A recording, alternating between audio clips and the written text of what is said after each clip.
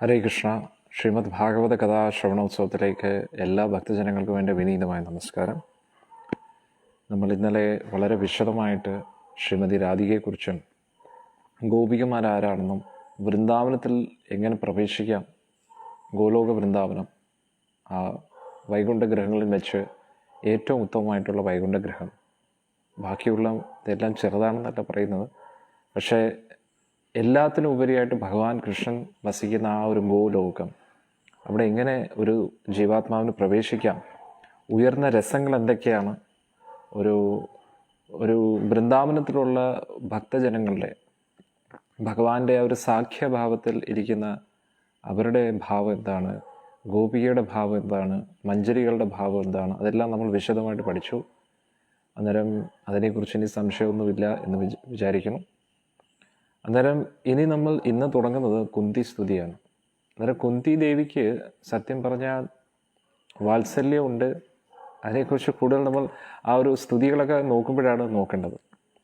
കാരണം കുന്തി ദേവി കൂടുതലും ഭഗവാന്റെ ആ സ്തുതികളൊക്കെ പാടുന്ന സമയത്ത് ആ കുന്തി ദേവി നേരെ, കാരണം ഭഗവാന്റെ അച്ഛൻ്റെ വസുദേവരുടെ പെങ്ങളാണ് കുന്തി ദേവി.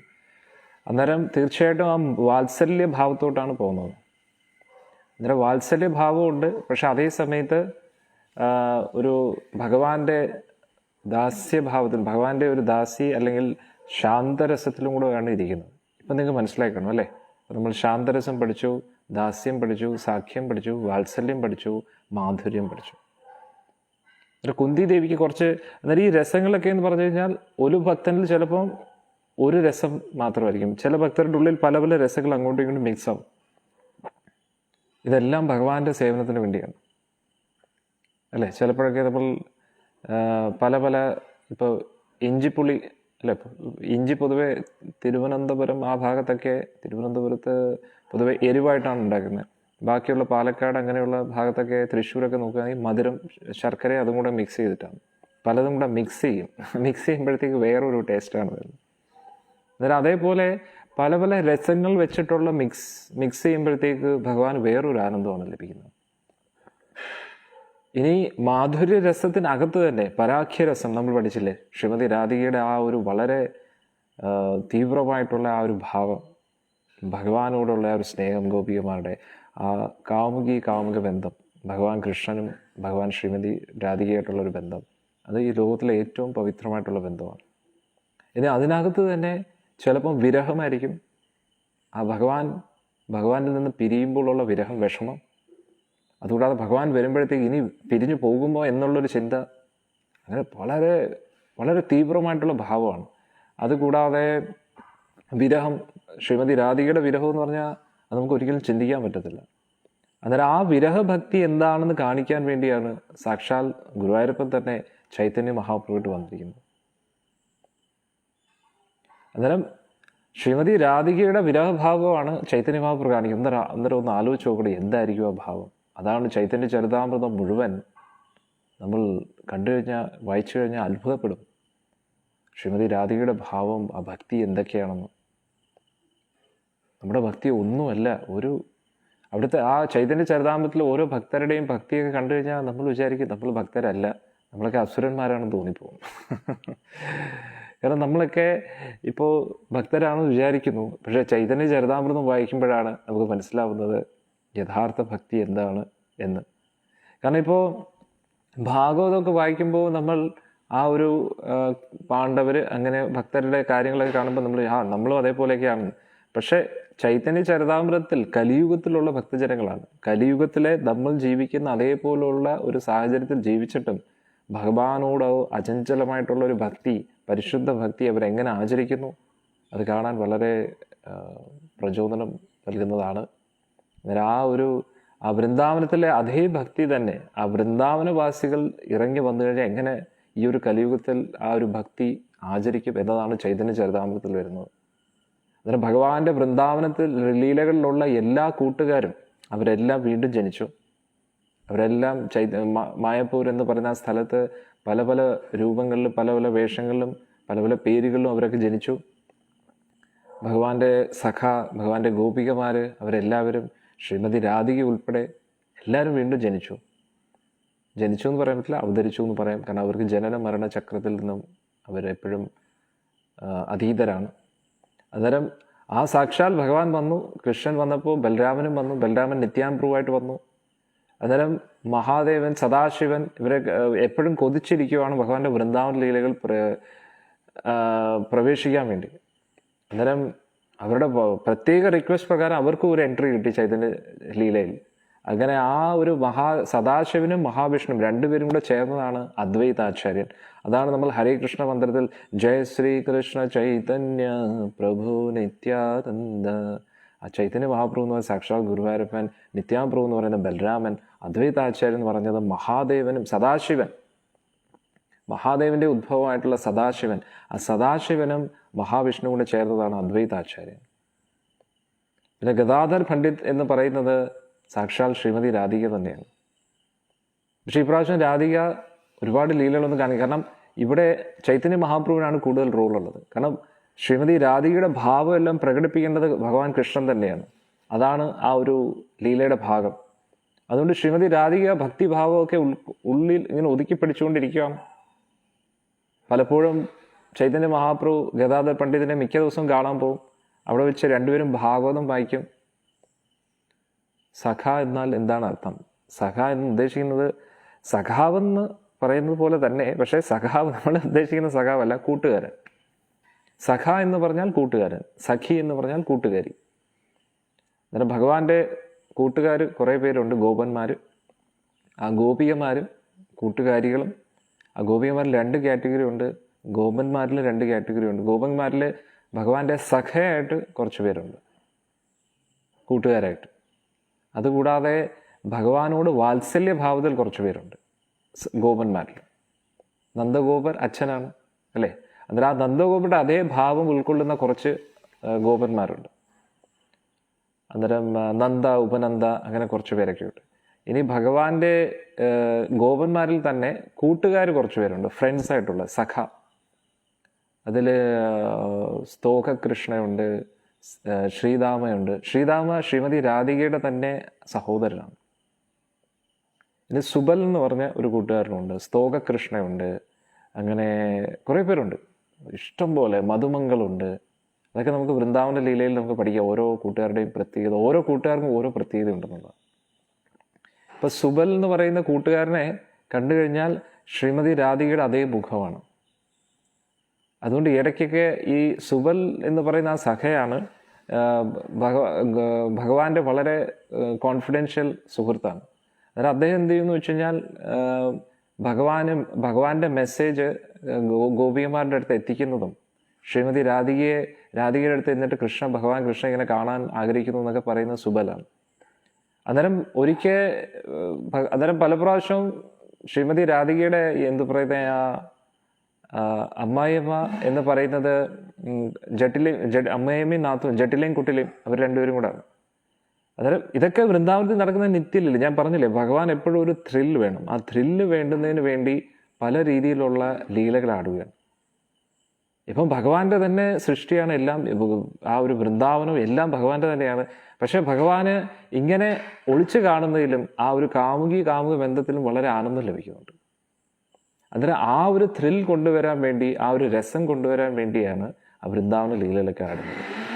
പക്ഷെ യഥാർത്ഥത്തിൽ നോക്കുകയാണെങ്കിൽ ഇതെല്ലാം ഭഗവാന്റെ തന്നെയാണ്, അതിൽ യാതൊരു സംശയം. ഇപ്പോൾ വെണ്ണ മോഷ്ടിക്കുന്നു എന്ന് പറഞ്ഞാൽ യഥാർത്ഥത്തിൽ ഭഗവാൻ വെണ്ണ മോഷ്ടിക്കുന്നില്ല, കാരണം എല്ലാം ഭഗവാന്റെയാണ്.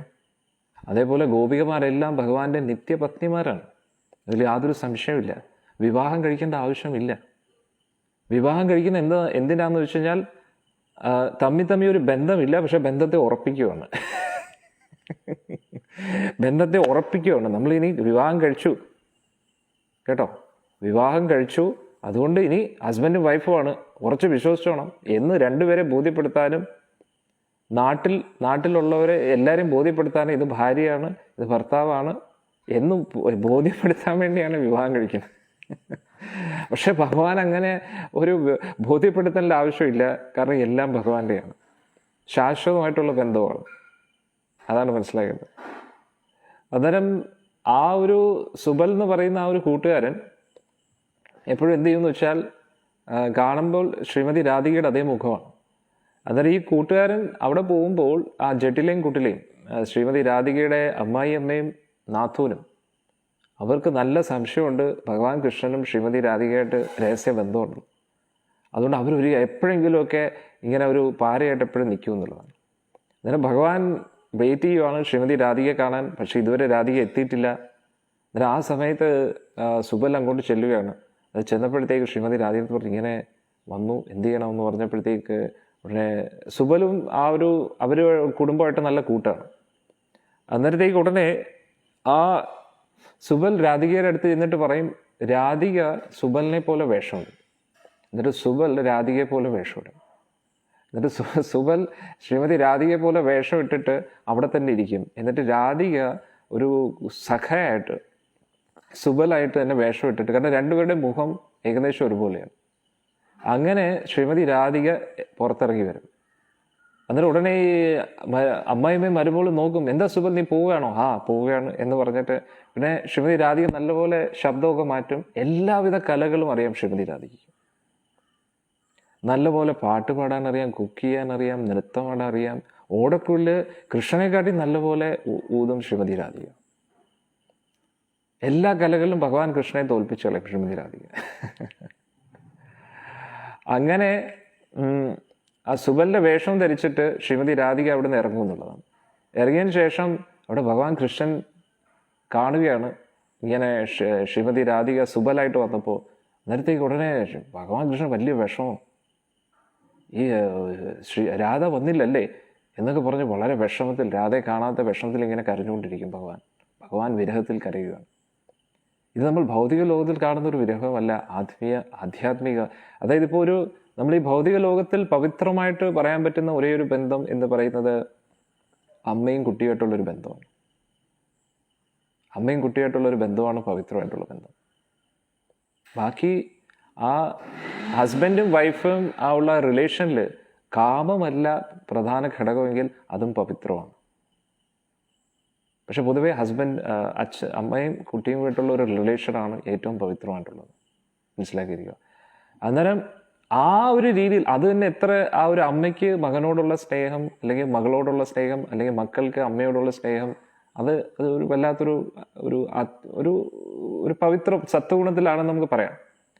അന്നേരം അതിനെക്കാട്ടി എത്രയോ ഉപരിയാണ് ഒരു ഭഗവാന് ഭക്തരോട് തോന്നുന്ന സ്നേഹവും ഭക്തർക്ക് ഭഗവാനോടും തോന്നുന്ന സ്നേഹം. അന്നേരം ആ ഭഗവാന് ഭക്തരിൽ നിന്ന് വരുന്ന വിരഹം, ആ ഭക്തന് ഭഗവാനിൽ നിന്ന് വരുന്ന വിരഹം, അത് നമുക്ക് ഈ ഭൗതിക ലോകത്ത് ഒരു ബന്ധമായിട്ട് ഉപമിക്കാൻ പറ്റത്തില്ല. അന്നേരം ശ്രീമതി രാധിക എന്ന് പറയുന്നത് ഭഗവാൻ കൃഷ്ണന്റെ ഏറ്റവും പരമോന്നത ഭക്തയാണ്. അന്നേരം ആ ആത്മീയ ബന്ധത്തെക്കുറിച്ചാണ് നമ്മൾ പറയുന്നത്, ആ ഒരു ആത്മീയ വിരഹത്തെക്കുറിച്ചാണ് പറയുന്നത്. അന്നേരം ഭഗവാൻ കൃഷ്ണൻ ഇങ്ങനെ വിരഹത്തിലിരിക്കുകയാണ്. അന്നേരമാണ് ശ്രീമതി രാധിക വേഷം മാറി കാണിച്ചത്. അത് ശ്രീമതി രാധിക തന്നെയാണ്.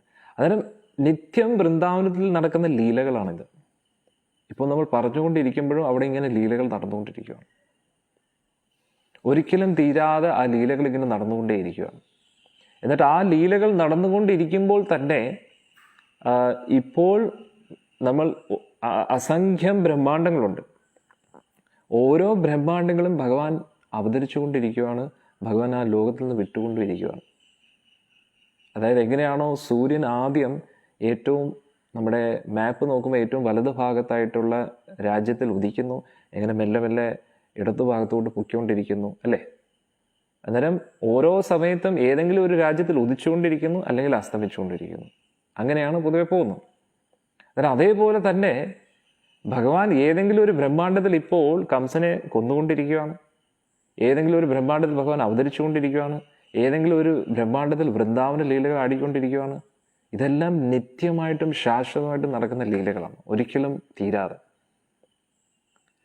അന്നേരം അത് കൂടാതെ ആ വൃന്ദാവനത്തിൽ, ഗോലോക വൃന്ദാവനത്തിൽ ആ ലീലകൾ നടന്നുകൊണ്ടിരിക്കുകയാണ്. അന്നേരം ഭഗവാൻ ബ്രഹ്മദേവന്റെ കൽപ്പത്തിൽ ഒരു ദിവസം ഒരിക്കൽ വരുന്ന സമയത്ത് അവിടെയുള്ള ലീലകൾ ഇവിടെ പ്രദർശിപ്പിക്കപ്പെടുന്നു, അല്ലെങ്കിൽ നമ്മുടെ മുന്നിൽ ആവിഷ്കരിക്കപ്പെടുന്നു, അത്രയേ ഉള്ളൂ. എങ്ങനെയാണോ സൂര്യൻ നമ്മുടെ മുന്നിൽ ഉദിക്കുന്നതായിട്ട് നമുക്ക് തോന്നുന്നത് അല്ലേ? യഥാർത്ഥത്തിൽ സൂര്യൻ സമുദ്രത്തിൽ നിന്ന് പൊങ്ങിയല്ല വരുന്നത്, സമുദ്രത്തിൽ താഴ്ന്നുമില്ല, നമുക്ക് തോന്നുകയാണ്. നമ്മുടെ മുന്നിൽ പ്രത്യക്ഷപ്പെടുന്നു, നമ്മുടെ മുമ്പിൽ അപ്രത്യക്ഷമാകുന്നു, അത്രയേ ഉള്ളൂ. അതേപോലെ ഭഗവാൻ കൃഷ്ണനും ഭഗവാന്റെ വൃന്ദാവനത്തിനും വൃന്ദാവനവാസികൾക്കും ജനനമില്ല, മരണമില്ല, നിത്യലീലകളാണ്. അന്നേരം അവർ എല്ലാവരും നമ്മുടെ മുമ്പിൽ പ്രകടമാകുന്നു, അതിനുശേഷം അപ്രത്യക്ഷമാകുന്നു. അതാണ് നടക്കുന്നത്. അന്നേരം അവിടെ നടക്കുന്ന ലീലയുടെ ഒരു ചെറിയ എന്താ പറയുക, നമുക്കൊരു അനുഭൂതി ഇവിടെ ഭഗവാൻ വരുമ്പോൾ കിട്ടും, അത്രയേ ഉള്ളൂ. ഇപ്പൊ ശ്രീമദ് ഭാഗവതം നോക്കുകയാണെങ്കിൽ 18,000 ശ്ലോകങ്ങൾ അല്ലേ? അതിൽ നിന്നും ദശമസ്കന്ധം, 12 സ്കന്ധത്തിൽ ദശമസ്കന്ധത്തിലെ ദശമസ്കന്ധത്തിലെ കുറച്ച് അധ്യായങ്ങളിലാണ് വൃന്ദാവന ലീലകൾ പറഞ്ഞിട്ടുള്ളത്. പക്ഷേ എല്ലാ ദിവസവും ഭഗവാന്റെ ലീലകൾ നടന്നുകൊണ്ടിരിക്കുകയാണ്, ഇപ്പോഴും ലീലകൾ നടന്നുകൊണ്ടിരിക്കുകയാണ്. അന്നേരം ഈ എല്ലാ കാര്യങ്ങളും ഭാഗവതത്തിൽ എഴുതാൻ പറ്റത്തില്ല. അന്നേരം ഭാഗവതത്തിൽ ഒരു ചെറിയ സാമ്പിൾ മാത്രം തന്നിരിക്കുകയാണ്. അന്നേരം ഭാഗ്യ ചെയ്ത ജന്മങ്ങൾ അത് കണ്ടിട്ട് അവർക്ക് ഇഷ്ടം തോന്നും വൃന്ദാവനത്തിനെ കുറിച്ച്. അങ്ങനെ ഇഷ്ടം തോന്നുമ്പോൾ കൂടുതൽ വൃന്ദാവനത്തെക്കുറിച്ച് അറിയാൻ ശ്രമിക്കും. അങ്ങനെ കൂടുതൽ ആ വൃന്ദാവനത്തിലേക്ക് പ്രവേശിക്കാനുള്ള മാർഗങ്ങൾ അന്വേഷിച്ചുകൊണ്ടിരിക്കും. അങ്ങനെയാണ് വൃന്ദാവനത്തിലേക്ക് പ്രവേശിക്കാൻ പറ്റുന്നത്. അതാണ് മനസ്സിലാക്കേണ്ടത്. അന്നേരം ശ്രീമദ് ഭാഗവതം വന്നിരിക്കുന്നത് ആ വൃന്ദാവനത്തിന്റെ ലീലകളാണ് പ്രധാനമായിട്ടുള്ളത്. ദശമസ്കന്ധം ആ വൃന്ദാവന ലീലയിൽ വെച്ച് ആ രാസപഞ്ചാധ്യായത്തിലെ ഗോപികാഗീതം, ഇതാണ് ഭഗവാന്റെ പ്രധാന ഉദ്ദേശം. അന്നേരം ബാക്കിയുള്ള ഭൂഭാരം തീർക്കാനൊക്കെ ഭഗവാൻ വൃന്ദാവനത്തിൽ പുറത്തു വെച്ചാണ് ചെയ്യുന്നത്. പക്ഷെ തീർച്ചയായിട്ടും കംസന്റെ അസുരന്മാരും അവരൊക്കെ വരുന്നുണ്ടെങ്കിലും ഭഗവാന്റെ പ്രധാന ഉദ്ദേശം ആ അസുരന്മാരെ വധിക്കുന്നതിനെക്കാട്ടി ഉപരി, കാരണം ദേവകീപുത്രനായിട്ട് പോലും ഭഗവാൻ വൃന്ദാവനത്തിൽ പോകുന്ന കംസനെ പേടിച്ചുകൊണ്ടല്ല. ഒന്ന് ആലോചിച്ച് നോക്കണം.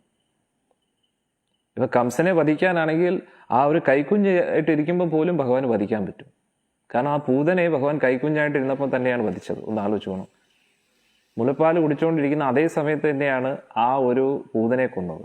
അന്നേരം കംസനെ കൊല്ലാനും ഭഗവാൻ അധികം ശക്തിയൊന്നും ഉപയോഗിക്കേണ്ട, ഒന്ന് വിചാരിച്ചാൽ മതി, ഉടൻ തന്നെ കംസൻ തീരുമെന്നുള്ളത്. അന്നേരം പ്രധാനമായിട്ടും ആ വൃന്ദാവനത്തിലേക്ക് എന്നെ കൊണ്ടുപോകൂ എന്ന് പറഞ്ഞതിൻ്റെ അർത്ഥം വൃന്ദാവനം എന്താണെന്ന് എല്ലാവരും അറിയണം എന്നതാണ്. യശോദാമ്മ ആരാണെന്ന് അറിയണം, ഗോപികമാരാരാണെന്ന് അറിയണം, ഗോപന്മാരാരാണെന്ന് അറിയണം, ആ വൃന്ദാവന ലീലകളൊക്കെ എന്താണെന്ന് അറിയണം. അതാണ് ഭഗവാന്റെ ഉദ്ദേശം. അന്നേരം ഭഗവാൻ ഒരു കാര്യം ചെയ്യുമ്പോൾ പല ഉദ്ദേശങ്ങളും ഭഗവാനുണ്ട്. ഭഗവാന്റെ കാരുണ്യമാണ്. അന്നേരം ആ വൃന്ദാവന ലീലകളൊക്കെ പ്രദർശിപ്പിച്ചുകൊണ്ട് നമ്മുടെ ഉള്ളിൽ ആ വൃന്ദാവനത്തിനെ കുറിച്ച് ഒരു ആകർഷണം സൃഷ്ടിച്ച് അങ്ങനെ മെല്ലെ നമ്മളെ തിരിച്ച് വൈകുണ്ഠത്തിലേക്ക് കൊണ്ടുപോകാനുള്ള ഒരു കാരുണ്യമാണ് ഗുരുവായൂരപ്പൻ കാട്ടുന്നത്. അതാണ് നമുക്ക് മനസ്സിലാക്കേണ്ടത്. അന്നേരം നമ്മളെല്ലാവരും ആ വൃന്ദാവനത്തിലോട്ട് ആകർഷ്ടരായി വരുന്നു അല്ലേ? ഇനി അതിൻ്റെ കൂട്ടത്തിൽ ഹരേ കൃഷ്ണ മഹാമന്ത്രം ജപത്തിലൂടെ ആ ശ്രീമതി രാധിക തന്നെ നമുക്കായിട്ട് തന്ന ആ മന്ത്രം, ക്ഷമിക്കണം, ഒരു ഫോൺ വന്നാൽ. അന്നേരം ആ ശ്രീമതി രാധിക തന്നെ ചൈതന്യ മഹാപ്രഭു അല്ലെ, ഭഗവാൻ കൃഷ്ണൻ ശ്രീമതി രാധികയുടെ ഭാവത്തിൽ വന്നുകൊണ്ട് നമുക്ക് ആ ഇത്രയും സീക്രട്ടായിട്ടുള്ള ഒരു മന്ത്രമാണ് ഇത്രയും പരസ്യമായിട്ട് നമുക്ക് തന്നിരിക്കുന്നത്. അന്നേരം സീക്രറ്റ് പരസ്യമായിട്ട് കിട്ടുമ്പോൾ നമുക്ക് ചിലപ്പോൾ അതിൻ്റെ വില മനസ്സിലാക്കത്തില്ല. പക്ഷേ അതിൻ്റെ വില മനസ്സിലാക്കിയാലും ഇല്ലെങ്കിലും നമ്മളത് ജപിച്ചു തുടങ്ങുമ്പോൾ ഫലൈന പരിചയത്തെ എന്ന് പറയുന്ന പോലെ റിസൾട്ട് നമുക്ക് മനസ്സിലാക്കാൻ പറ്റും. അപ്പോൾ ഈ ഇടയ്ക്ക് ഒരു മെസ്സേജിൽ 10 ദിവസമേ ആയിട്ടുള്ളൂ ഈ സത്സംഗം അറ്റൻഡ് ചെയ്ത് തുടങ്ങിയ ഒരു ഭക്തൻ. 3-4 ദിവസമായിട്ട് അദ്ദേഹം 16 മാല ജപിക്കാൻ തുടങ്ങി. അദ്ദേഹത്തിന് വലിയ ആനന്ദം കിട്ടുമെന്ന് പറഞ്ഞു, ഒരു സമാധാനം കിട്ടുമെന്ന് പറഞ്ഞു. അന്നേരം ഒന്ന് ആലോചിച്ച് നോക്കുക, ഒന്ന് ജപിച്ച് തുടങ്ങുമ്പോഴേ ഇത്രയും സമാധാനം കിട്ടുകയാണെങ്കിൽ. അന്നേരം നമ്മൾ നോക്കിക്കഴിഞ്ഞാൽ ഇതിനു മുമ്പ് എത്രയോ പ്രാവശ്യം നമ്മൾ ഈ മന്ത്രം കേട്ടിട്ടുണ്ട് അല്ലേ? പൊതുവെ നമ്മൾ ഹരേ രാമ ഹരേ രാമ രാമ രാമ ഹരേ ഹരേ, ഹരേ കൃഷ്ണ കൃഷ്ണ കൃഷ്ണ ഹരേ ഹരേ, ഹരേ രാമ, അങ്ങനെയാണെന്നല്ലോ ജപിച്ചുകൊണ്ടിരുന്നത്. അന്നേരം ഒന്നെന്ന് പറഞ്ഞാൽ ആ പരമ്പര അനുസരിച്ച് വരുന്നത് അങ്ങനെയല്ല മന്ത്രം. ഗുരു ശിഷ്യ പരമ്പര അനുസരിച്ച് അത് വരുന്നത് ഹരേ കൃഷ്ണ കൃഷ്ണ കൃഷ്ണ ഹരേ ഹരേ, ഹരേ രാമ രാമ രാമ ഹരേ ഹരേ, ഇങ്ങനെയും കുറച്ച് പേര് ജപിക്കുന്നുണ്ടായിരുന്നു.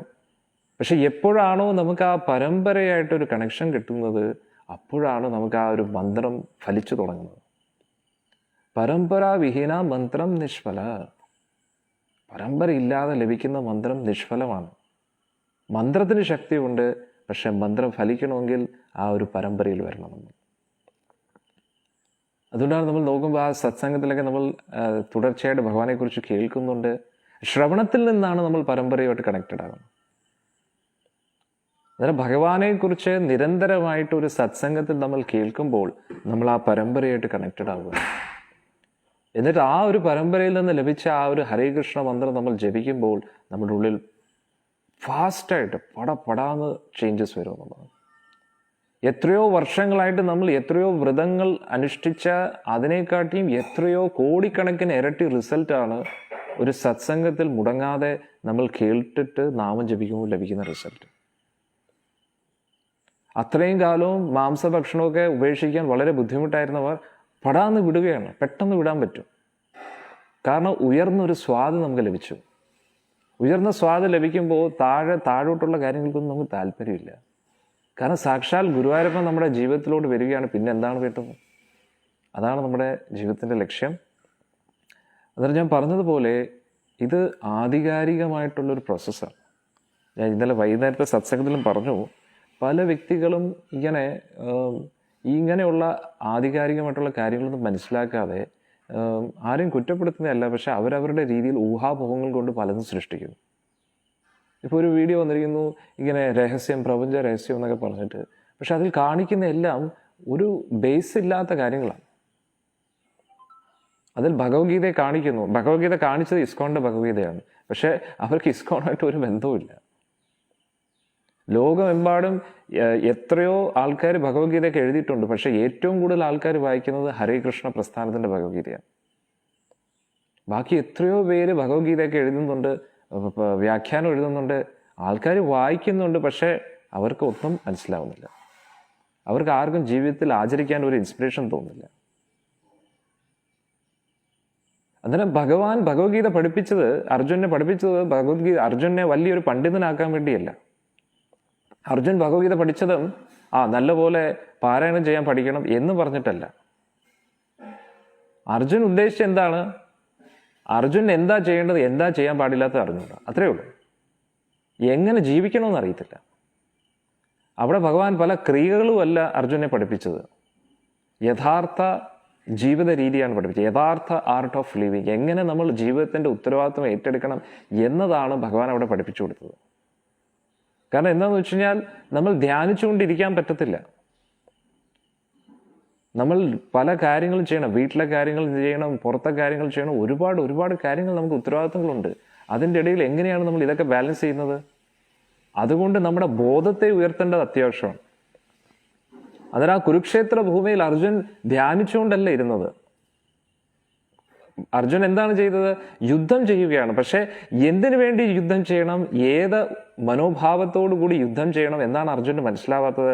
അന്നേരം ആ ഒരു ആറ്റിറ്റ്യൂഡ്, ശരിയായ ഒരു ആറ്റിറ്റ്യൂഡോടുകൂടി നമ്മൾ എങ്ങനെ ജീവിക്കണം ഈ ഒരു ലോകത്തിൽ, അതാണ് ഭഗവാൻ പഠിപ്പിക്കുന്നത്. അതാണ് നമ്മൾ മനസ്സിലാക്കേണ്ടത്.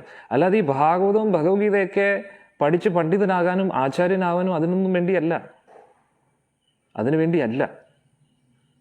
എല്ലായിടത്തും അമ്പലങ്ങളിലൊക്കെ നമ്മൾ സപ്താഹങ്ങൾ, ഓരോ ആൾക്കാർ സപ്താഹം നടത്തിക്കൊണ്ടിരിക്കുന്നു, ആൾക്കാർ കേൾക്കുന്നുണ്ട്, പക്ഷെ മാറ്റം വരുന്നില്ല. എന്തുകൊണ്ട്?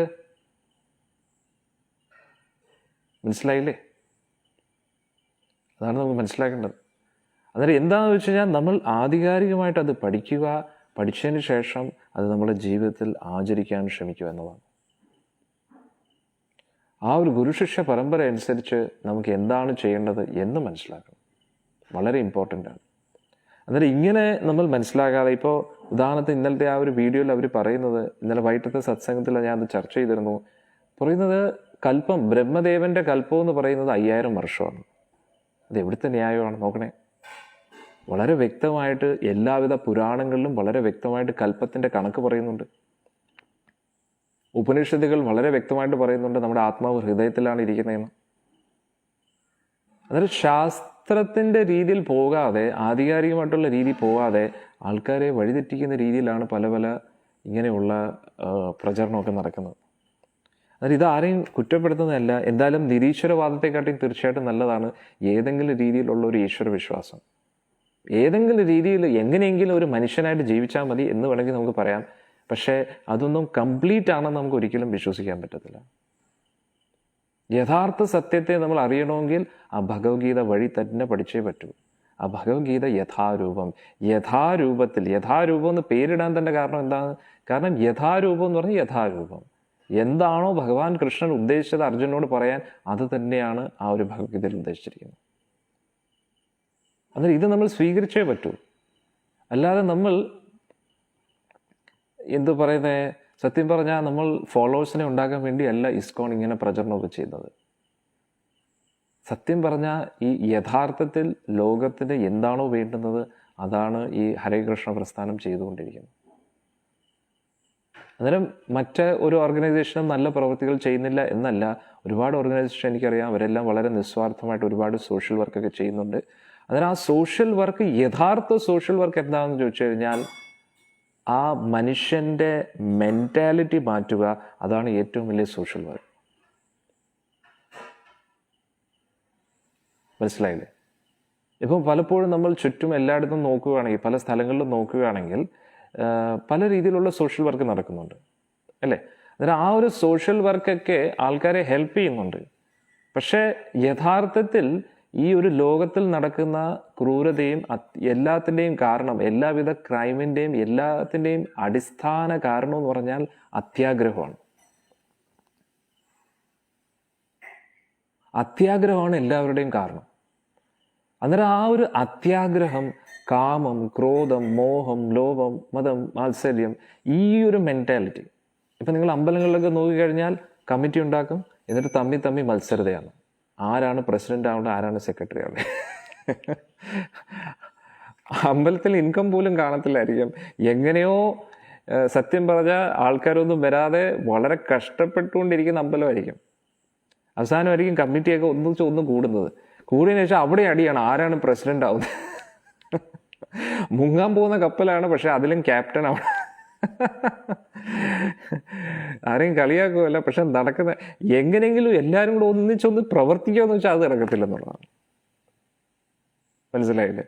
അന്നേരം ഉദ്ദേശം പല ഓർഗനൈസേഷൻസ് ഉണ്ട്, പല സോഷ്യൽ വർക്ക്, ഇതിൻ്റെ പേരിൽ സോഷ്യൽ വർക്ക്, അതിൻ്റെ പേരിൽ സോഷ്യൽ വർക്ക്, ഇത് പല വിഭാഗങ്ങൾ എല്ലാം എല്ലാ രീതിയിലും കറങ്ങി തിരിഞ്ഞ് നോക്കുകയാണെങ്കിൽ അത്യാഗ്രഹം, കാമം, ക്രോധം, മോഹം, ലോഭം, മത്സരതാ ബുദ്ധി, ഞാനായിരിക്കണം എല്ലാത്തിൻ്റെയും അധിപതി, ഞാനായിരിക്കണം എല്ലാം നിയന്ത്രിക്കേണ്ടത്, എല്ലാവരും എൻ്റെ കീഴിൽ നിൽക്കണം, അങ്ങനെയുള്ള ഒരു ആറ്റിറ്റ്യൂഡാണ് എല്ലായിടത്തും നമുക്ക് കാണാൻ പറ്റുന്നത്.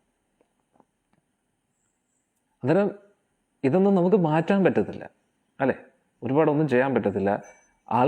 മറ്റൊരാളുടെ ഉള്ളിൽ കയറി നമുക്ക് എന്തെങ്കിലും പ്രവർത്തിക്കാൻ പറ്റുമോ? ഇല്ല. പക്ഷെ നമുക്ക് ഒരു കാര്യം ചെയ്യാൻ പറ്റും, നമ്മുടെ ഉള്ളിൽ കയറി നമുക്ക് പ്രവർത്തിക്കാൻ പറ്റും. നമ്മുടെ ഉള്ളിൽ കയറണോ, നമ്മുടെ ഉള്ളിൽ തന്നെയാണ് ഇരിക്കുന്നത്, പക്ഷെ നമ്മൾ പുറത്തോട്ടാണ് എപ്പോഴും നടന്നുകൊണ്ടിരിക്കുന്നത് അല്ലെങ്കിൽ ചിന്തിച്ചുകൊണ്ടിരിക്കുന്നത്. അന്നേരം പുറത്തുനിന്ന് നോക്കുന്നതിന് പകരം നമ്മൾ കുറച്ച് ഉള്ളിലോട്ട് നോക്കണം. ഈ ലോക കാര്യങ്ങളൊക്കെ ചിന്തിക്കാതെ ഈ അപ്പുറത്തുനിന്ന് ആരും മിസൈൽ അങ്ങോട്ടിട്ടു അല്ലേ, ഇനി ആരും മിസൈൽ ഇങ്ങോട്ടിടും അല്ലെ, അടുത്ത ഡിഫൻസ് സ്ട്രാറ്റജി എന്താണ്, ഇതൊക്കെ വളരെ ഇമ്പോർട്ടൻ്റ് ആണ്. പക്ഷേ നമ്മൾ തീരുമാനിച്ചുകൊണ്ട് ആരങ്ങോട്ട് മിസൈൽ ഇടണോ ഇങ്ങോട്ട് ഇടണോ അതിന് നമ്മൾ തീരുമാനിച്ചാൽ ഇന്ത്യയിൽ ഒന്നും നടക്കാൻ പോകുന്നില്ല. മനസ്സിലായില്ലേ? ന്യൂസ് നോക്കുക, എന്ത് നടന്നു അത്രയേ ഉള്ളൂ. ഹെഡ്ലൈൻസ് നോക്കുക, അത്രയേ ഉപയോഗമുള്ളൂ നമുക്ക് അല്ലേ? പൊതുവേ നമ്മൾ ആ ന്യൂസൊക്കെ നോക്കുന്ന എന്തിനു വേണ്ടിയാന്ന് വെച്ചാൽ നമ്മളങ്ങ് ഇരുന്നങ്ങ് പഠിക്കൂ എന്നുള്ളതാണ് അല്ലേ? നമ്മുടെ ഹിസ്റ്ററി ബുക്ക് പഠിക്കുന്നവർ എല്ലാം ഓരോ പേജും ഇങ്ങനെ വായിച്ച് എല്ലാം പഠിക്കൂ എന്നുള്ളതാണ്. തെറ്റില്ല. പക്ഷെ എല്ലാം പഠിച്ചിട്ട് നമുക്ക് എന്താണ് കിട്ടുന്നത്? ഒന്നും കിട്ടുന്നില്ല. നമ്മുടെ ജീവിതത്തിൽ ഒരു മാറ്റമില്ല, ലോകത്തിനൊരു മാറ്റമില്ല. ഞാൻ നേരത്തെ പറഞ്ഞ പോലെ ചില വ്യക്തികളുടെ വീട്ടിൽ നമ്മൾ ഈ പുസ്തക വിതരണത്തിനൊക്കെ പോകും, പുസ്തക വിതരണത്തിന് പോകുമ്പോൾ ഭഗവത്ഗീത അതൊക്കെ കൊണ്ടുപോകും. പറയും, ബുക്കൊന്നും തരണ്ട സ്വാമി, എന്തെങ്കിലും കാശ് വേണമെങ്കിൽ എന്നാൽ കൊണ്ടുപോയിക്കോ, ബുക്കൊന്നും വേണ്ട. അതേപോലെ അല്ല, വീട്ടിൽ ഞാൻ തുറന്ന് കാണിച്ചു, വീട് നിറച്ച് ബുക്കുകളാണ്, പക്ഷെ ഒന്നുപോലും തുറന്നു വായിച്ചില്ലെന്നുള്ളതാണ്. അത് അവരുടെയും തെറ്റല്ല, തുറക്കുമ്പോൾ ഒന്നും മനസ്സിലാവത്തില്ല. കാരണം എഴുതിയ ആൾക്ക് പോലും മനസ്സിലാവുമെന്നാണ് സംശയം. കാരണം എന്താണെന്ന് വെച്ചാൽ എല്ലാം ഇങ്ങനെ ഊഹാപോഹം കൊണ്ട് ഇങ്ങനെ നിറച്ചു വെച്ചിരിക്കുകയാണ് എല്ലായിടത്തും. സത്യമായിട്ട് ഇപ്പോൾ വളരെ സിമ്പിളാണ്. ഇപ്പോൾ ഒരു വ്യക്തിക്ക് ഒരു വിഷയത്തെക്കുറിച്ച് അറിവുണ്ടെങ്കിൽ ആ ഒരു വിഷയത്തെക്കുറിച്ച് സാധാരണക്കാർക്ക് പോലും വളരെ ലളിതമായിട്ടുള്ള ഭാഷയിൽ അത് പറഞ്ഞു കൊടുക്കാൻ പറ്റും. അത് സത്യമാണ്. ആർക്കാണോ ഒരു ആ വിഷയത്തെക്കുറിച്ച് ഗ്രാഹ്യമില്ലാതെ ആ വ്യക്തിക്ക് ഒരിക്കലും അത് സിമ്പിളായിട്ട് പറഞ്ഞു കൊടുക്കാൻ പറ്റത്തില്ല. അതുകൊണ്ടാണ് നിങ്ങൾ നോക്കുകയാണെങ്കിൽ പല പല ഗ്രന്ഥങ്ങളും ഒക്കെ നമുക്ക് കാണാൻ പറ്റും. പക്ഷേ അതിലെല്ലാം കടിച്ചാൽ പൊട്ടാത്ത കാര്യങ്ങളൊക്കെ എഴുതി അതാണ് ഇതാണ് എല്ലാം വാക്കുകൾ കൊണ്ടുള്ള കളികളാണ്. വളരെ സിമ്പിളായിട്ട്. കാരണം ഭഗവാൻ കൃഷ്ണൻ അർജുനോട് പറഞ്ഞു, അത് ഭഗവാൻ അർജുൻ്റെ ലെവൽ വെച്ചാണ് ഭഗവാൻ സംസാരിക്കുന്നത്. അന്നേരം അത് എന്താണ് ഭഗവാൻ പറഞ്ഞത് എന്ന് നമുക്ക് മനസ്സിലാക്കുകയാണെങ്കിൽ, നമുക്കത് ജീവിതത്തിൽ പ്രാക്ടീസ് ചെയ്യാൻ പറ്റുമെങ്കിൽ തീർച്ചയായിട്ടും നമുക്ക് സാധാരണക്കാർക്കും അത് പറയാൻ പറ്റും, പറഞ്ഞു കൊടുക്കാൻ പറ്റും. അന്നേരം ഭഗവാൻ കൃഷ്ണൻ ഭഗവത്ഗീത പറയുന്ന സമയത്ത് ഭഗവാൻ കൃഷ്ണൻ ആ ഒരു ഭഗവത്ഗീത പറയുമ്പോൾ അർജുനു വേണ്ടിയാണ് സംസാരിക്കുന്നത്. അന്നേരം അർജുനോട് ഭഗവത്ഗീത സംസാരിക്കുമ്പോൾ നമ്മുടെ ലെവലിൽ ഇറങ്ങി വന്ന് സംസാരിക്കേണ്ട ആവശ്യമില്ല. കാരണം അത് അർജുനു വേണ്ടിയുള്ള ഭഗവത്ഗീതയാണ്. പക്ഷേ ആ ഒരു ഗുരു ശിഷ്യ പരമ്പര വഴി വരുന്ന ആചാര്യന്മാർക്ക് ആ ഒരു ഭഗവാന്റെ സ്പിരിറ്റ് മനസ്സിലാക്കാൻ പറ്റും. ഭഗവാൻ എന്തിനു വേണ്ടിയാണ് ഭഗവത്ഗീത പറഞ്ഞത്, എന്നിട്ട് ആ ഒരു സ്പിരിറ്റിനെ മനസ്സിലാക്കി ഓരോ ശ്ലോകങ്ങളും അതിൻ്റെ ഭാവ അർത്ഥം, ആ ഭാവം എന്താണ്, ഭഗവാൻ കൃഷ്ണന്റെ ഭാവം എന്തുവാണ് ഓരോ ശ്ലോകത്തിലും, അത് മനസ്സിലാക്കി നമുക്ക് ഭാവ അർത്ഥം തരാൻ പറ്റും. അതുകൊണ്ട് അക്ഷരാർത്ഥം കൊണ്ട് ഒരു പ്രയോജനമില്ല ഭഗവത്ഗീതയുടെ അക്ഷരങ്ങൾ പഠിച്ചുകൊണ്ട്, അക്ഷരത്തിന്റെ അർത്ഥം പഠിച്ചുകൊണ്ട് നമുക്ക് ഒരിക്കലും ഉപയോഗപ്പെടത്തില്ല. കാരണം എന്താണെന്ന് വെച്ചാൽ അത് എങ്ങനെ നമ്മുടെ ജീവിതത്തിൽ അപ്ലൈ ചെയ്യാൻ പറ്റും, അതാണ് ഏറ്റവും ഇമ്പോർട്ടൻ്റ് ആയിട്ടുള്ള ക്വസ്റ്റ്യൻ. ഇപ്പോൾ ഭഗവാൻ കൃഷ്ണൻ അർജുനോട് ഇങ്ങനെ പറഞ്ഞു, കർമ്മയോഗത്തെക്കുറിച്ച് കർമ്മണേവ അധികാരസ്ഥേ മാ ഫലേഷു കഥാചന എന്ന് പറഞ്ഞു. പക്ഷെ ഇതെങ്ങനെയാണ് അപ്ലൈ ചെയ്യേണ്ടത്? കർമ്മഫലത്തെ കാക്ഷിക്കാതെ ആർക്കാണ് വർക്ക് ചെയ്യാൻ പറ്റുന്നത്? അല്ലേ? എങ്ങനെയാണ് അത് ചെയ്യാൻ പറ്റുന്നത്? അതാണ് നമ്മൾ ചിന്തിക്കേണ്ടത്, അതാണ് നമ്മൾ അന്വേഷിക്കേണ്ടത്. ഇതാണ് എല്ലാവരും മറ്റുള്ളവർക്ക് പറഞ്ഞു കൊടുക്കേണ്ടത് ഭഗവത്ഗീതയിൽ. പക്ഷെ അത് നമുക്ക് കാണാൻ പറ്റുന്നില്ല. എല്ലായിടത്തും ശ്ലോകം മാത്രം ഫോക്കസ് ചെയ്യുന്നു, പക്ഷെ അതിൻ്റെ ഭാവാർത്ഥത്തിൽ ഫോക്കസ് ചെയ്യുന്നില്ല. അതുകൊണ്ടാണ് നിങ്ങൾ നോക്കിക്കഴിഞ്ഞാൽ ലോകത്തിൽ ഏറ്റവും കൂടുതൽ വിപ്ലവം ഇപ്പോഴും ക്രിയേറ്റ് ചെയ്തുകൊണ്ടിരിക്കുന്നത് ഭഗവത്ഗീത, ശില പ്രഭുപാദജിയുടെ ഭഗവത്ഗീതയാണ്. റഷ്യയിൽ ലോകത്തിലെ ഏറ്റവും കൂടുതൽ ഹരേ കൃഷ്ണ ഭക്തരുള്ളത് റഷ്യയിലാണ്. അവസാനം റഷ്യക്കാർ ബാൻ ചെയ്തു ഭഗവത്ഗീതയെ. നിങ്ങൾ ന്യൂസിൽ സെർച്ച് ചെയ്താൽ അറിയാൻ പറ്റും. കുറേ വർഷങ്ങൾക്ക് മുമ്പേ ഭഗവത്ഗീത ബാൻ ചെയ്തിരുന്നു നമ്മുടെ ഇസ്കോണിന്റെ ഭഗവത്ഗീത റഷ്യയിൽ. കാരണം വലിയ വിപ്ലവം ക്രിയേറ്റ് ചെയ്യുമായിരുന്നത്. ഒരുപാട് പേര് ഇങ്ങനെ ഹരേ കൃഷ്ണ പ്രസ്ഥാനത്തിൽ ചേർന്നുകൊണ്ടിരിക്കുമായിരുന്നു. അവസാനം ബാൻ ചെയ്തപ്പോഴത്തേക്ക് എല്ലാ ഭക്തരും കൂടെ റോഡിൽ ഇറങ്ങി അവിടെ വലിയ പ്രശ്നം ഉണ്ടാക്കി. പ്രശ്നം പറഞ്ഞാൽ അടി വെട്ടൊന്നുമല്ല, അവർ കീർത്തനം ചെയ്തുകൊണ്ടിരുന്നു. ഇതൊരു നല്ലൊരു കാരണമായിട്ട് അവരുടെ ആ ഒരു എന്തു പറയുന്നത്, ഈ എതിർപ്പ് പ്രകടിപ്പിക്കുന്ന കീർത്തനം ചെയ്തുകൊണ്ടാണ്. നല്ല കാര്യം നടക്കുമ്പോഴും കീർത്തനാണ്, എതിർപ്പ് നടത്തുന്ന കീർത്തനാണ്.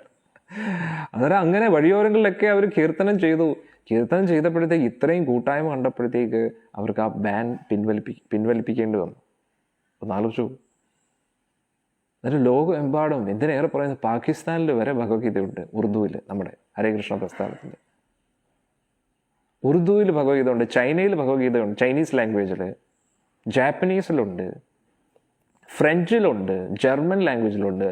60-ൽ പരം ലാംഗ്വേജിലാണ് ഈ ഒരു ഭഗവത്ഗീത എഴുതിയിരിക്കുന്നത്. ഒന്ന് ആലോചിച്ചു, വിവർത്തനം ചെയ്തിട്ടുള്ളത്.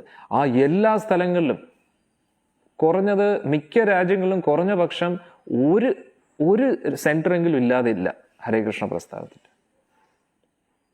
അവർ മിക്ക ആൾക്കാരും സത്യം പറഞ്ഞാൽ പ്രഭുപാദിനെ കണ്ടിട്ട് പോലുമില്ല.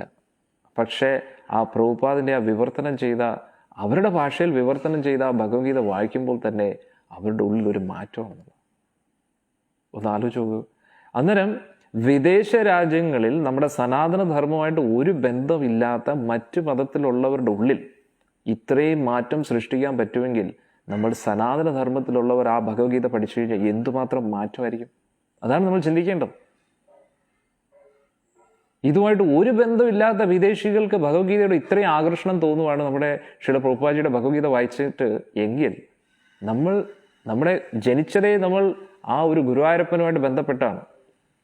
കുട്ടിക്കാലം മുതലേ നമ്മൾ കണി കാണും നേരം, ഇതൊക്കെ കേട്ടിട്ടാണ് വളർന്നിരിക്കുന്നത്. വിഷുക്കണിയൊക്കെ കണ്ട് നമ്മുടെ അച്ഛനും അമ്മമാരൊക്കെ നമ്മളെ വളർത്തിയത് ഗുരുവായൂരപ്പൻ്റെ ചുറ്റിപ്പറ്റി അങ്ങനെയുള്ള കാര്യങ്ങളൊക്കെ പറഞ്ഞിട്ടാണ്. ആ ഒരു കൾച്ചറിലാണ് നമ്മൾ വളർന്നിരിക്കുന്നത്. അതുകൊണ്ട് എത്ര നമ്മൾ പല പല രാജ്യത്തിലുള്ള ഭക്തരും ഇതിലുണ്ട്.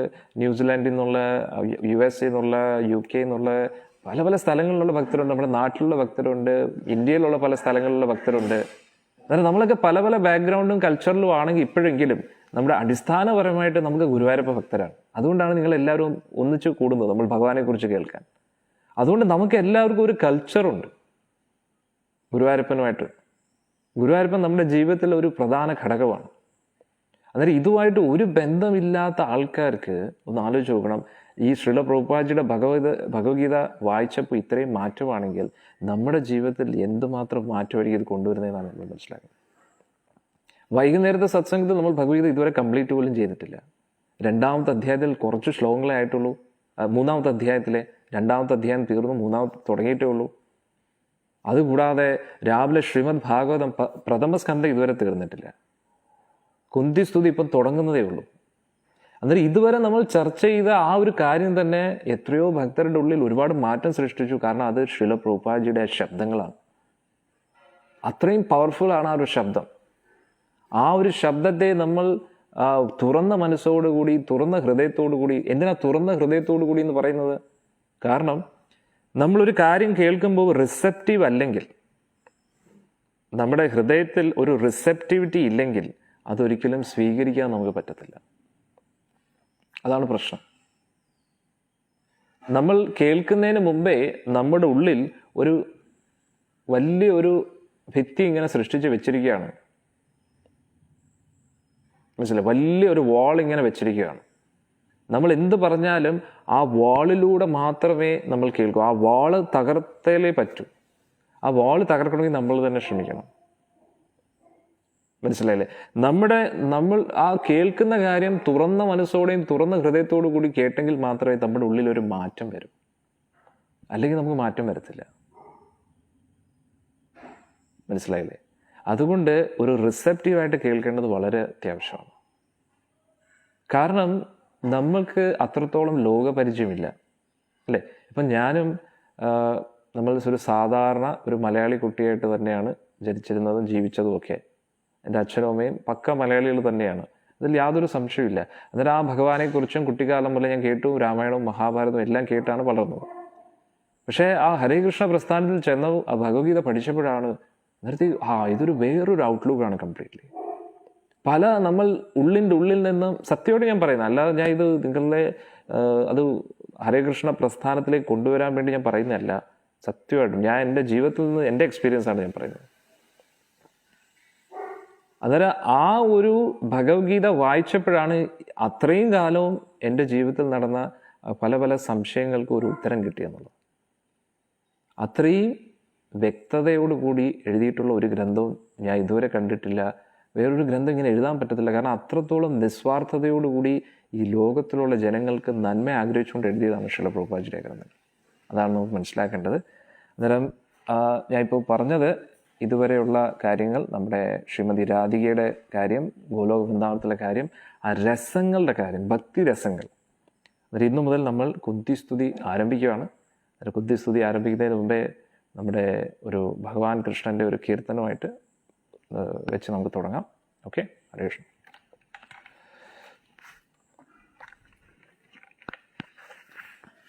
ജയ രാഘവ മാധവ ജയോ കുഞ്ച വിഹരി, ജയ രാഘവ മാധവ ജയോ കുഞ്ച വിഹരി, ജയ രാഘവ മാധവ ജയോ കുഞ്ച വിഹരി, ജയ രാഘവ മാധവ ജയോ കുഞ്ച വിഹരി, ജയ ഗോപീജന വല്ലഭ ജയോ ഗിരിവരധാരി, ജയോ ഗിരിവരധാരി, ജയ ഗോപീജന വല്ലഭ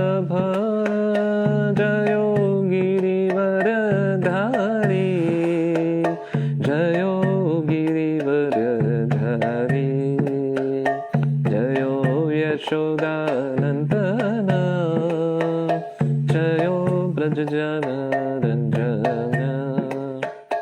जयो यशोदानन्दन जयो व्रजजनरञ्जन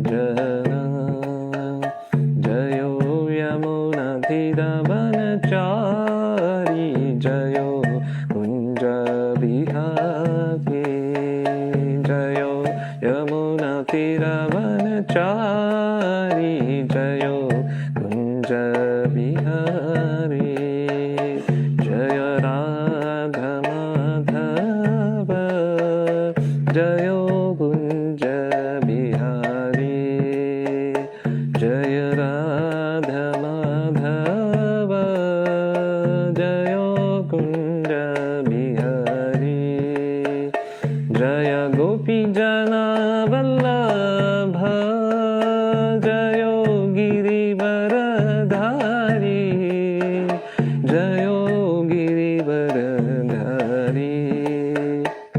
जय गोपीजनवल्लभ जयो गिरिवरधारी जयो गिरिवरधारी जयो यशोदानन्दन जयो व्रजजनरञ्जन जयो यशोदानन्दन जयो व्रजजनरञ्जन जयो यमुनातीरवनचारी जयो कुञ्जविहारी जयो यमुनातीरवनचारी जयो कुञ्जविहारी हरे कृष्ण कृष्ण कृष्ण हरे हरे हरे राम राम राम हरे हरे हरे कृष्ण कृष्ण कृष्ण हरे हरे हरे राम राम राम हरे हरे हरे कृष्ण कृष्ण कृष्ण हरे हरे हरे राम राम हरे हरे। बोलो केरल प्रेम धन हरिनाम संकीर्तन की जय। रामाचार्य श्रीदास ठाकुर की जय। प्रभुपाद की जय। निताय गौर प्रेमानंदे हरि हरि बोल। ओम नमो भगवते वासुदेवाय। ओम नमो भगवते वासुदेवाय। ओम नमो भगवते वासुदेवाय। नारायणं नमस्कृत्यं नरं चैव नरोत्तमं देवीं सरस्वतीं व्यासं ततो जयमुदीरयेत्। नष्टप्रायेषु अभद्रेषु नित्यं भागवतसेवया भगवती उत्तमश्लोके भक्तिर्भवति नैष्टिकी। कृष्णाय वासुदेवाय देवकीनन्दनाय च नन्दगोपकुमाराय गोविन्दाय नमो नमः। ॐ अज्ञानतिमिरन्दस्य ज्ञानाञ्जनशलाघाय चक्षुरुन्मिलितं येन तस्मै श्रीगुरुवे नमः। श्रीचैतन्यमनोभीष्टं स्थापितं येन भूतले स्वयं रूपकदा मह्यं ददाति स्वपदान्तिकं। वन्देऽहं श्रीगुरों श्रीयुतापदकमलं श्रीगुरुं वैष्णवांश्च श्रीरूपं साग्रजातं सहगणरघुनाथान्वितं तं सजीवं साद्वैतं सावधूतं परिजनासहितं कृष्णचैतन्यदेवं श्रीराधाकृष्णपादान् सहगणललिता श्रीविशाखान्वितंश्च। हे कृष्णकरुणा सिन्धो दीनबन्धो जगत्पते गोपेश गोपिकान्त राधाकान्त नमोऽस्तुते। तप्तकाञ्चन गौराङ्गी राधे वृन्दावनेश्वरी वृषभानुसुते देवी प्रणमामि हरिप्रिये। नमो विष्णुपादाय कृष्णपृष्ठाय भूतले श्रीमते भक्तिवेदान्त स्वामिन् इति नामिने। नमस्ते सारस्वते देवे गौरवाणी प्रचारिणे निर्विशेष शून्यवादी पाश्चात्यदेशतारिणे। जय श्री कृष्ण चैतन्य प्रभु नित्यानंद श्री अद्वैत गदाधर श्रीवासादि गौर भक्तवृंद। हरे कृष्ण कृष्ण कृष्ण हरे हरे हरे राम राम राम हरे हरे।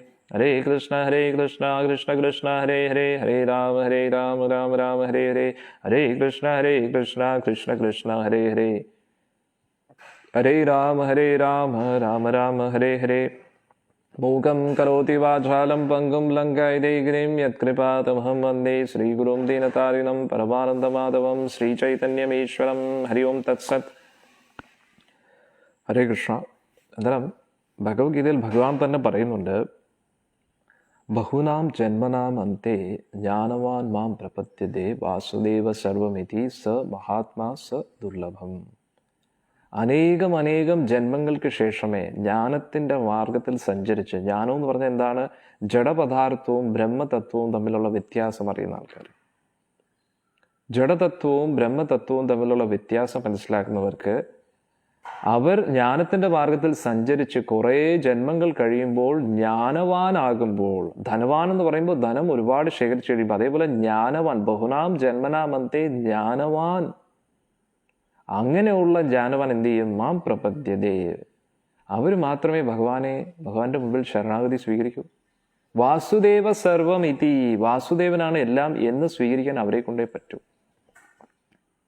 അതെങ്ങനെയാണോ നമ്മൾ സ്കൂളുകളിലൊക്കെ പഠിക്കുന്ന സമയത്ത്, ഇപ്പോൾ നമ്മൾ ഐൻസ്റ്റൈൻ്റെ ഓരോ കാര്യങ്ങൾ, അല്ലെങ്കിൽ ന്യൂട്ടൻ്റെ ഒരു ഫോർമുല, ന്യൂട്ടൻ്റെ ഓരോ തിയറി, അതൊക്കെ നമ്മൾ ഗ്രാവിറ്റേഷണൽ ഫോർമുല, അതൊക്കെ നമ്മൾ സ്വീകരിക്കുന്നു അല്ലേ? അന്നേരം ആ ഒരു സിദ്ധാന്തം നമ്മൾ സ്വീകരിക്കുന്ന സമയത്ത് നമ്മൾ പോയി അന്വേഷിക്കാറില്ല ആ ഒരു റിസർച്ചൊക്കെ അല്ലേ? അതൊക്കെ സത്യമാണോ, ന്യൂട്ടൺ ചെയ്ത എക്സ്പെരിമെന്റിൽ എന്തെങ്കിലും തെറ്റ് പറ്റിയോ എന്ന് നമ്മൾ സംശയിക്കാറില്ല. കാരണം എന്താണ്? അത് ചെക്ക് ചെയ്യേണ്ട ആൾക്കാർ ഓൾറെഡി ചെക്ക് ചെയ്ത് കഴിഞ്ഞു. അതായത് നമ്മുടെ ടീച്ചേഴ്സ് അവരെങ്ങനെയാണ് ചെക്ക് ചെയ്തത്? മറ്റ് ഇപ്പോഴത്തെ പ്രമുഖരായിട്ടുള്ള സയൻറ്റിസ്റ്റ് ആൾക്കാരൊക്കെ ആരൊക്കെയാണോ അവർ ആ ഒരു ഫീൽഡിൽ ഇപ്പോൾ റിസർച്ച് ചെയ്യുന്നവരാണ്. അവരെല്ലാവരും കൂടെ ഒരുമിച്ചെടുത്ത തീരുമാനമാണ് ഇതാണ് കുട്ടികളെ പഠിപ്പിക്കേണ്ടത് എന്ന് പറഞ്ഞാൽ. അതുകൊണ്ട് അതിൻ്റെ പുറകെ നമ്മൾ അന്വേഷിച്ച് കൂടുതൽ സമയം കളയേണ്ട ആവശ്യമില്ല. ഇപ്പം നമ്മൾ സ്കൂളിൽ പഠിച്ചുകൊണ്ടിരിക്കുമ്പോൾ അതിൻ്റെ പുറകെ അന്വേഷിച്ചുകൊണ്ടിരുന്നു കഴിഞ്ഞാൽ നമ്മുടെ പഠിത്തം അങ്ങനെ തന്നെ നിൽക്കും. ആ സ്കൂൾ ആധികാരികമാണ്, ടീച്ചർ ആധികാരികമാണ്, അന്നേരം ആരാണോ സിലബസ് ഡിസൈഡ് ചെയ്യുന്നത് അവരും ആധികാരികമാണ്.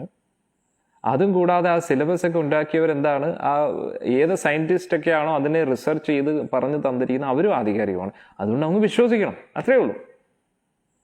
അന്നേരം അതേപോലെ നമ്മളിപ്പോൾ പറയുന്ന കാര്യങ്ങളൊക്കെ അത് സ്വീകരിക്കണമെങ്കിൽ നമ്മൾ ആദ്യം മനസ്സിലാക്കിയിരിക്കണം, ഏത് പ്രസ്താവന ഇറക്കിയാലും ആദ്യം നമ്മൾ ചിന്തിക്കണം അവർ ആരാണെന്ന് ചിന്തിക്കണം. പ്രസ്താവന ഇറക്കുന്ന ആള് അവരുടെ യോഗ്യത എന്താണെന്ന് നമ്മൾ ആദ്യം നോക്കണം. അത് ഏതായിരിക്കണം യോഗ്യത? ഡോക്ടർ ഡിഗ്രി ഉള്ളതാണോ? ഡോക്ടറേറ്റ് ആണ്, PhD ആണ്, അതാണോ ഒരു ക്വാളിഫിക്കേഷൻ? അല്ല. സംസ്കൃതത്തിൽ PhD എടുത്തിട്ടുണ്ട്, അതൊരു ക്വാളിഫിക്കേഷൻ ആണോ? അതുമല്ല. ഇതിനു മുമ്പേ സയൻറ്റിസ്റ്റ് ആയിരുന്നു, അതൊരു ക്വാളിഫിക്കേഷൻ ആണോ? അല്ല. ഇതിനു മുന്നേ വലിയ റിസർച്ച് ചെയ്ത ആളാണോ? അതൊരു ക്വാളിറ്റി ആണോ? അതുമല്ല. വലിയ ഒരു ജ്യോത്സ്യനാണ്, അതൊരു ക്വാളിറ്റി ആണോ? അല്ല. അമ്പലത്തിലെ ഒരു പുരോഹിതനാണ്, അതൊരു ക്വാളിറ്റി ആണോ? അതുമല്ല. ഇതൊന്നുമല്ല ഒരു ക്വാളിറ്റി. വലിയൊരു നമ്പൂതിരി കുടുംബത്തിലാണ് ജനിച്ചിരിക്കുന്നത്, അതൊരു ക്വാളിറ്റി ആണോ? അല്ല. ഒന്നും ഒരു ക്വാളിറ്റി അല്ല. ഇതൊന്നും അല്ല ഒരു ക്വാളിറ്റി. ഇതൊക്കെ നല്ലതാണ്, ഇതൊക്കെ നല്ല ക്വാളിറ്റീസ് ആണ്. ഉയർന്ന കുലത്തിൽ ജനിക്കുന്ന, ഉയർന്ന വിദ്യാഭ്യാസം, അതൊക്കെ ഒരു പുണ്യാത്മാവിൻ്റെ ലക്ഷണമാണ്, മഹത് വ്യക്തികളുടെ ലക്ഷണമാണ്. പക്ഷേ ഒരു ഭഗവാനെക്കുറിച്ച് പറയാനുള്ള ഒരു ക്വാളിറ്റി അല്ല ഇതൊക്കെ. ഈ ഒരു ക്വാളിറ്റി ഉണ്ടായത് കൊണ്ട് മാത്രം ഭഗവാനെക്കുറിച്ച് ആധികാരികമായിട്ട് പറയാൻ പറ്റും എന്ന് നമുക്ക് പറയാൻ പറ്റത്തില്ല. ഇപ്പോൾ ഉദാഹരണത്തിന് ഒരാളെ ഒരു ജോലിക്ക് എടുക്കുമ്പോൾ, റിക്രൂട്ട് ചെയ്യുമ്പോൾ ആ ജോലി ചെയ്യാൻ അറിയാമോ എന്നല്ലേ നമ്മൾ നോക്കുന്നത് അല്ലേ? അതാണ് ഏറ്റവും ഇമ്പോർട്ടൻ്റ് ആയിട്ടുള്ളത്. ഇപ്പോൾ ഒരു IT കമ്പനിയിലേക്ക് റിക്രൂട്ട്മെന്റ് നടക്കുമ്പോൾ ആ ഒരു വ്യക്തിക്ക് ആ ഒരു കമ്പനിയിൽ വർക്ക് ചെയ്യാനുള്ള ക്വാളിറ്റി ഉണ്ടോ എന്നാണ് ആദ്യം ചെക്ക് ചെയ്യുന്നത്. അന്നേരം അതിനുവേണ്ടി മിനിമം നോക്കുന്നത് എന്താണ്? സർട്ടിഫിക്കറ്റ് വേണം. സർട്ടിഫിക്കറ്റ് എന്തായിരിക്കണം? ആ എഞ്ചിനീയറിംഗ് ഡിഗ്രി കംപ്ലീറ്റ് ആയിരിക്കണം. അന്നേരം എഞ്ചിനീയറിംഗ് ഡിഗ്രി എവിടെ നിന്ന് കംപ്ലീറ്റ് ചെയ്തു? ആധികാരികമായിട്ടുള്ള ഒരു കോളേജിൽ നിന്ന് കംപ്ലീറ്റ് ചെയ്തിരിക്കണം. അതാണ് നോക്കുന്നത്. ഇനി ആ കോളേജ് എങ്ങനെയാണ് ആധികാരികമാവുന്നത്? ആ ഒരു technical board of education, technical പഠിത്തത്തിൻ്റെ ഒരു ബോർഡുണ്ട്. ആ ബോർഡ് അപ്രൂവ് ചെയ്യുന്ന കോളേജ് ആയിരിക്കണം അത്. അതേപോലെ തന്നെ ആധ്യാത്മിക കാര്യങ്ങൾ പഠിക്കാൻ പത്മപുരാണത്തിൽ ഗുരു ശിഷ്യ പരമ്പരയെക്കുറിച്ച് പറയുന്നുണ്ട്. അതിനാൽ ഗുരു ശിഷ്യ പരമ്പര അനുസരിച്ച് വരുന്ന ഒരു ഓർഗനൈസേഷനിൽ നിന്നാണ് നിങ്ങൾ ആധ്യാത്മിക കാര്യങ്ങൾ പഠിക്കുന്നത് എങ്കിൽ ധൈര്യമായിട്ടിരിക്കാം, നിങ്ങൾ കേൾക്കുന്ന കാര്യങ്ങളൊക്കെ ആധികാരികമായിരിക്കും. ആധികാരികമല്ലെങ്കിൽ ഒരിക്കലും ആ ഒരു വ്യക്തി ആ ഒരു ഓർഗനൈസേഷനിൽ ഇരിക്കത്തില്ല. അതാണ് നമ്മൾ മനസ്സിലാക്കുന്നത്. അതുകൊണ്ട് ഏത് ഓർഗനൈസേഷനാണ് എന്ന് നമ്മൾ ചിന്തിക്കണം. അന്നേരം പത്മപുരാണം അനുസരിച്ച് ബ്രഹ്മ സമ്പ്രദായമുണ്ട്, രുദ്ര സമ്പ്രദായമുണ്ട്, ശ്രീ സമ്പ്രദായമുണ്ട്, കുമാര സമ്പ്രദായമുണ്ട്. ഈ 4 സമ്പ്രദായത്തിലൂടെ നമുക്ക് ആധ്യാത്മിക കാര്യങ്ങൾ പഠിക്കാൻ പറ്റും. അതായത് ഈ ഹരേ കൃഷ്ണ പ്രസ്ഥാനം ഞാൻ ഇതിനു മുമ്പേ പല സത്സംഗത്തിലും പറഞ്ഞ പോലെ ബ്രഹ്മ സമ്പ്രദായത്തിലാണ് വരുന്നത്. സാക്ഷാൽ ഭഗവാനിൽ നിന്നും ബ്രഹ്മദേവനിൽ ലഭിച്ച ജ്ഞാനം വഴി, നാരദ മഹർഷി വഴി, വ്യാസ മഹർഷി വഴി വരുന്ന ജ്ഞാനമാണ് ഈ ഹരേ കൃഷ്ണ പ്രസ്ഥാനത്തിലൂടെ നിങ്ങൾക്ക് ലഭിക്കുന്നത്. ഇതിലെ ഈ പരമ്പരയിലുള്ള ഓരോ ആചാര്യന്മാരെ കുറിച്ചുള്ള പേരുകൾ ലിസ്റ്റിലുണ്ട്. അത് ഭഗവത്ഗീത യഥാരൂപത്തിൽ 32 ഗുരു പരമ്പരയിൽ വരുന്ന ഗുരുക്കന്മാരുടെയും പേരുകളുണ്ട്. അതിനുശേഷം ഇപ്പോഴും ഗുരുശിഷ്യ പരമ്പര മുന്നോട്ട് പോയിക്കൊണ്ടിരിക്കുന്നു. അതിൽ ആരും അവരവരുടെ ഊഹാപോഹത്തോടു കൂടി കണ്ടുപിടിക്കുന്ന കാര്യങ്ങളല്ല പറയുന്നത്. ആധികാരികമായിട്ട് എന്താണോ അവരുടെ ഗുരുമുഖത്തിൽ നിന്നും കേട്ട് അത് മനസ്സിലാക്കി ആചരിച്ച് ആ ഗുരുവിൻ്റെ അനുഗ്രഹത്തോടു കൂടി ഇവർ മുന്നോട്ട് പരമ്പര കൊണ്ടുപോവുകയാണ്. അതാണ് നമ്മൾ മനസ്സിലാക്കേണ്ടത്.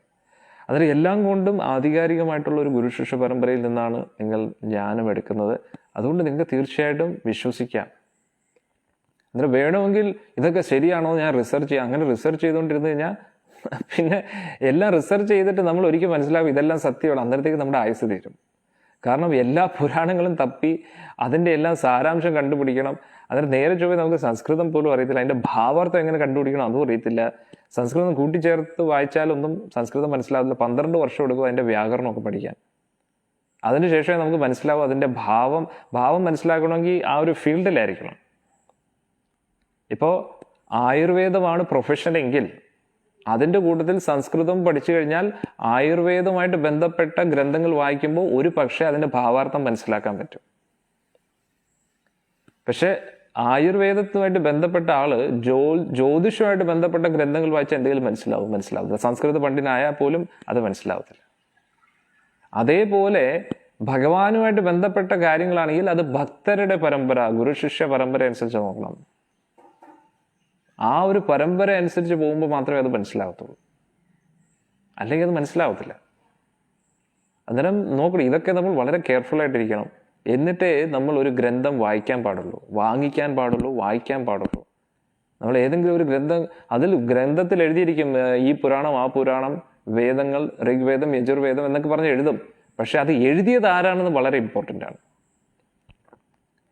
ഇപ്പം ഞാനൊരു ബുക്ക് ഇറക്കുകയാണെങ്കിൽ ആ ബുക്ക് എഴുതാനുള്ള യോഗ്യത എനിക്കുണ്ടോ എന്ന് ഞാൻ എഴുതിയ ബുക്ക് വായിക്കുന്നവർക്ക് ചെക്ക് ചെയ്യേണ്ട ഒരു തീർച്ചയായിട്ടും അവർക്ക് ഇത് ചെക്ക് ചെയ്തല്ലേ പറ്റും, അല്ലേ?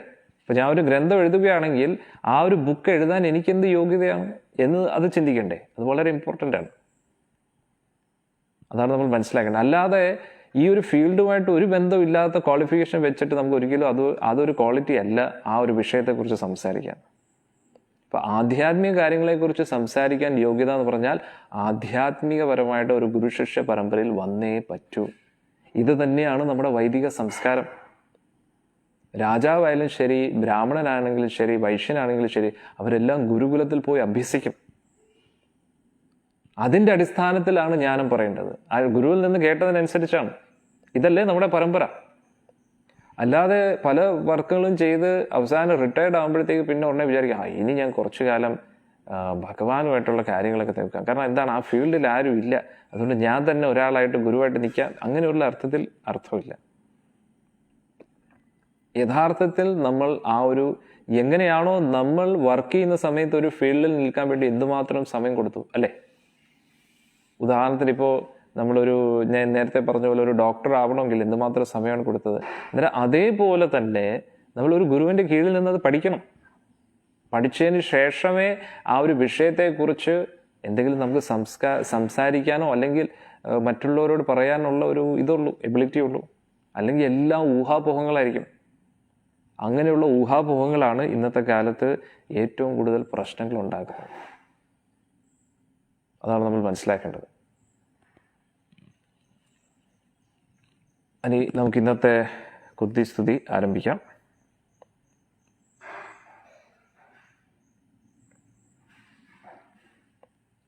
അന്നേരം ആ ഒരു ബ്രഹ്മാസ്ത്രത്തിൽ നിന്നും രക്ഷപ്പെടുത്തിയപ്പോൾ എല്ലാ പാണ്ഡവർക്കും വലിയ സന്തോഷമായി. വിഷമമുണ്ട്, ഭഗവാൻ തിരിച്ചു പോവുകയാണ്. അത് നോക്കാം. കുന്തി ഉവാച നമസ്യേ പുരുഷം ത്വാദ്യം ഈശ്വരം പ്രകൃതി പരം അലക്ഷ്യം സർവഭൂതാനം അന്തർബഹിരവിസ്ഥിതം. കുന്തിദേവി പറയുവാണ്, ഭഗവാനെ നമസ്യേ പുരുഷം ത്വാദ്യം, ആദ്യ പുരുഷൻ, ഗോവിന്ദമാദി പുരുഷം. അതേപോലെ കുന്തിദേവി പറയാണ്, പ്രഥമ പുരുഷനാണ് അങ്ങ്, അങ്ങേ ഞാൻ നമസ്കരിക്കുന്നു. കാരണം കുന്തിദേവി ഇങ്ങനെ നമസ്കരിക്കുമ്പോൾ ഭഗവാൻ, കാരണം ആ ഒരു അച്ഛൻ്റെ സിസ്റ്ററാണ് അല്ലേ, അന്നേരത്തേക്ക് അമ്മയുടെ സ്ഥാനം ആണ്. അന്നേരം അമ്മയുടെ സ്ഥാനത്ത് നിൽക്കുന്ന ഒരാൾ എന്നെ ഇങ്ങനെ നമസ്കരിക്കുമ്പോൾ ഭഗവാന് വിഷമാവും അല്ലേ. അതുകൊണ്ട് പറയുകയാണ്, അങ്ങേ ഞാൻ നമസ്കരിക്കുന്നത് എന്തുകൊണ്ടാണ്, ഈ ഒരു അവതാരത്തിൽ അങ്ങ് ഇപ്പോൾ വന്നപ്പോൾ ഈ ഒരു ബന്ധമാണ് നമുക്ക് തമ്മിൽ ഉള്ളത്. പക്ഷെ എന്നാലും അങ്ങ് ആദി പുരുഷനാണ് അല്ലേ. നമസ്തേ പുരുഷൻ ത്വാദ്യം, ആദ്യത്തെ പുരുഷനാണ്. അത് എന്നെക്കാട്ടി എത്രയോ ഉപരിതലത്തിൽ നിൽക്കുന്നതാണ് അങ്ങ്. ഈശ്വരം പ്രകൃതി പരം, അന്നേരം ഒരുപാട് പ്രായമുണ്ട് എന്നാണോ ഉദ്ദേശിക്കുന്നത്? അല്ല, അങ്ങ് ഒരുപാട് പ്രഥമ പുരുഷനാണെങ്കിലും ഈശ്വരനാണ് അങ്ങ്. ആ പ്രകൃതിയുടെ എല്ലാം നിയന്താവാണ്, ആ പ്രകൃതിക്കും അപ്പുറത്താണ്. അന്നേരം ഭൗതികപരമായിട്ടുള്ള ഒരു ഇതും അങ്ങേ ബാധിക്കുന്നില്ല എന്നാണ് പറയുന്നത്. അലക്ഷ്യം സർവഭൂതാനാം, സർവ ജീവജാലങ്ങൾ അവർ നോക്കുകയാണെങ്കിൽ അവർക്കൊന്നും അങ്ങേ കാണാൻ പറ്റത്തില്ല പ്രത്യേകിച്ച് അല്ലേ. എങ്ങനെ കാണാൻ പറ്റും? അന്നേരം നമ്മൾ നോക്കുമ്പോൾ ഭഗവാൻ കൃഷ്ണനെ എല്ലാവരും ഒപ്പം കണ്ടുകൊണ്ടിരിക്കുമല്ലേ. ഭഗവാൻ വന്നതുകൊണ്ട് എല്ലാവർക്കും കാണാൻ പറ്റും. പക്ഷേ നമ്മൾ പറയുന്നില്ലേ, കണ്ടാ പോരാ, എന്തോ കണ്ണുണ്ടായിട്ട് കാര്യമില്ല, കാണാൻ പഠിക്കണമെന്ന് പറയുന്നില്ലേ. അന്നേരം ദുര്യോധനൻ ഭഗവാനെ കണ്ടു, ബാക്കിയുള്ള കൗരവരും കണ്ടു. പക്ഷെ പാണ്ഡവരെങ്ങനെയാണോ ഭഗവാനെ കാണുന്നത് അതേപോലെയല്ല കൗരവർ ഭഗവാനെ കാണുന്നത്. കംസൻ അങ്ങനെയല്ല കാണുന്നത്. അന്നേരം ആ സമയത്ത് നിരീശ്വരവാദികൾ ഉണ്ടായിരുന്നു കുറച്ചു പേര്, ഇപ്പോൾ കൂടുന്നു കാരണം കലിയുഗമായതുകൊണ്ട്. പക്ഷെ അന്നത്തെ കാലത്തും അങ്ങനെയുള്ള ദുഷ്ടന്മാരും അസുരന്മാരും ഒക്കെ ഉണ്ട്, നിരീശ്വരവാദികളുണ്ട്. പക്ഷെ അവരെങ്ങനെയാണോ ഭഗവാനെ കാണുന്നത് അതേപോലെയല്ല ഭഗവാന്റെ ഭക്തര് ഭഗവാനെ കാണുന്നത്. ഇപ്പോഴും അതേപോലെ തന്നെയാണ് അല്ലേ. ഇപ്പൊ നമ്മൾ മദൻ ഗോപാലിനെ കാണുന്നു, നമ്മൾ മദൻ ഗോപാലിനെ കാണുന്ന പോലെയല്ല ഒരു നിരീശ്വരവാദി മദൻ ഗോപാലിനെ കാണുന്നത്. ഗുരുവായൂരപ്പന്റെ തിരുസന്നിധിയിൽ നമ്മൾ പോയി ഭഗവാന്റെ ദർശനം എടുക്കുന്നു. അന്നേരം നമ്മൾ ദർശനം എടുക്കുന്ന പോലെയല്ല ഒരു സാധാരണ ഒരു വ്യക്തി, ഇതിനെക്കുറിച്ച് ഒരു അറിവില്ലാത്ത വ്യക്തി ഭഗവാനെ കാണുന്നു. അന്നേരം ഭഗവാൻ ഉണ്ടായാലും ഭഗവാൻ കൺമുന്നിൽ വന്ന് നിന്നാലും ആ ഭഗവാനെ കാണാൻ നമുക്ക് അറിയത്തില്ലെങ്കിൽ എന്തായിരിക്കും, നമുക്കൊരിക്കലും മനസ്സിലാവത്തില്ല. അന്നേരം ഭഗവാൻ നേരിട്ട് മുന്നിൽ നിൽക്കുമ്പോൾ കുന്തി ദേവിക്ക് മനസ്സിലായി, ഭീഷ്മർക്ക് മനസ്സിലായി, വിതുരർക്ക് മനസ്സിലായി, പാണ്ഡവർക്ക് മനസ്സിലായി. പക്ഷേ ദുര്യോധനാദികൾക്ക് മനസ്സിലായില്ല എന്നാണ് നമ്മൾ മനസ്സിലായത്. അതുകൊണ്ട് ഭഗവാൻ പ്രത്യക്ഷത്തിൽ നമ്മുടെ മുന്നിൽ വന്ന് നിന്നാലും, അതാണ് കുന്തിദേവി പറയുന്നത്, അലക്ഷ്യം സർവഭൂതാനാം, പൊതുവെ എല്ലാ ജീവജാലങ്ങൾക്കും അങ്ങേ കാണാൻ പറ്റുന്നില്ല. കാണുന്നുണ്ട്, പക്ഷെ എങ്ങനെ കാണണം അതേപോലെ കാണാൻ പറ്റുന്നില്ല. കാരണം എങ്ങനെയാണ് കാണേണ്ടത്? ആദിപുരുഷനായിട്ട് കാണണം, അതുകൂടാതെ പ്രകൃതിപരമായിട്ട് കാണണം. അതാണ് വളരെ ഇമ്പോർട്ടൻ്റ് ആയിട്ടുള്ളത്. അപ്പൊ പല വ്യക്തികളും ഗുരുവായൂരപ്പനെ അടുത്ത് വരുന്നുണ്ട്, പല വ്യക്തികളും ഭാഗവത സപ്താഹം പാരായണം ഒക്കെ ചെയ്യുന്നുണ്ട്. ഇത് എന്തിനാ ഞാൻ എടുത്തെടുത്ത് പറയുന്നു പറഞ്ഞാൽ, കാരണം നല്ല വിഷമമുണ്ട്. ഒരുപാട് പേര് ഒരുപാട് വർഷങ്ങളായിട്ട് ഗുരുവായൂരപ്പൻ്റെ അടുത്ത് വരുന്നു, പക്ഷെ ഭഗവാൻ ആരാണെന്ന് ചോദിച്ചു കഴിഞ്ഞാൽ അവർക്ക് അറിഞ്ഞുകൂടാ. അവർ പറയും, ഈ ഭഗവാനൊന്നുമല്ല, അതിനപ്പുറത്തുള്ളൊരു ശക്തിയുണ്ട്, ശക്തിയാണെല്ലാം എന്നൊക്കെയാണ് പറയുന്നത്. പക്ഷെ ഇവിടെ കുന്തി ദേവി വളരെ വ്യക്തമായിട്ട് ശ്രീമദ് ഭാഗവതത്തിൽ പറയുകയാണ്, എന്താണ്? നമസ്യേ പുരുഷം ത്വാദ്യം, ആദി പുരുഷനാണ് ഭഗവാൻ കൃഷ്ണൻ എന്ന് പറയുന്നത്. അതുകൂടാതെ എന്താണ് പറയുക? ഈശ്വരം പ്രകൃതിയെ പരം, എല്ലാ പ്രകൃതിയുടെ അസ്തിത്വത്തിനും അപ്പുറത്താണ്. പല ആൾക്കാരും പറയുന്നു, വിഡ്ഢികളായിട്ടുള്ള കുറച്ച് പേര് പറയുന്നു, ഇത് ഈ ഭഗവാൻ അപ്പുറത്ത് ബ്രഹ്മമുണ്ട്, ആ ബ്രഹ്മം എടുത്ത രൂപമാണ്, ബ്രഹ്മം എടുത്ത ഭൗതിക രൂപമാണ് കൃഷ്ണൻ്റെ. ഇങ്ങനെയൊക്കെ വിഡ്ഢിത്തങ്ങൾ പറയും. പക്ഷെ ഇവിടെ കുന്തിദേവി പറയുന്നത് ഈശ്വരം പ്രകൃതിയെ പരം, ഭഗവാൻ പ്രകൃതിക്കും അപ്പുറത്താണ്, ഭൗതിക പ്രകൃതിക്കും അപ്പുറത്തുള്ള വ്യക്തിയാണ് ഭഗവാൻ. അന്നേരം ഭഗവാനും ഭഗവാന്റെ ആ ശരീരമായിട്ട് വ്യത്യാസമില്ല. ആധ്യാത്മിക ശരീരമാണ് ഭഗവാന്റേത്. അലക്ഷ്യം സർവഭൂതാനാം, അതുകൂടാതെ എന്താണ് പറയുന്നത്? അന്തർബഹിർ അവസ്ഥിതം,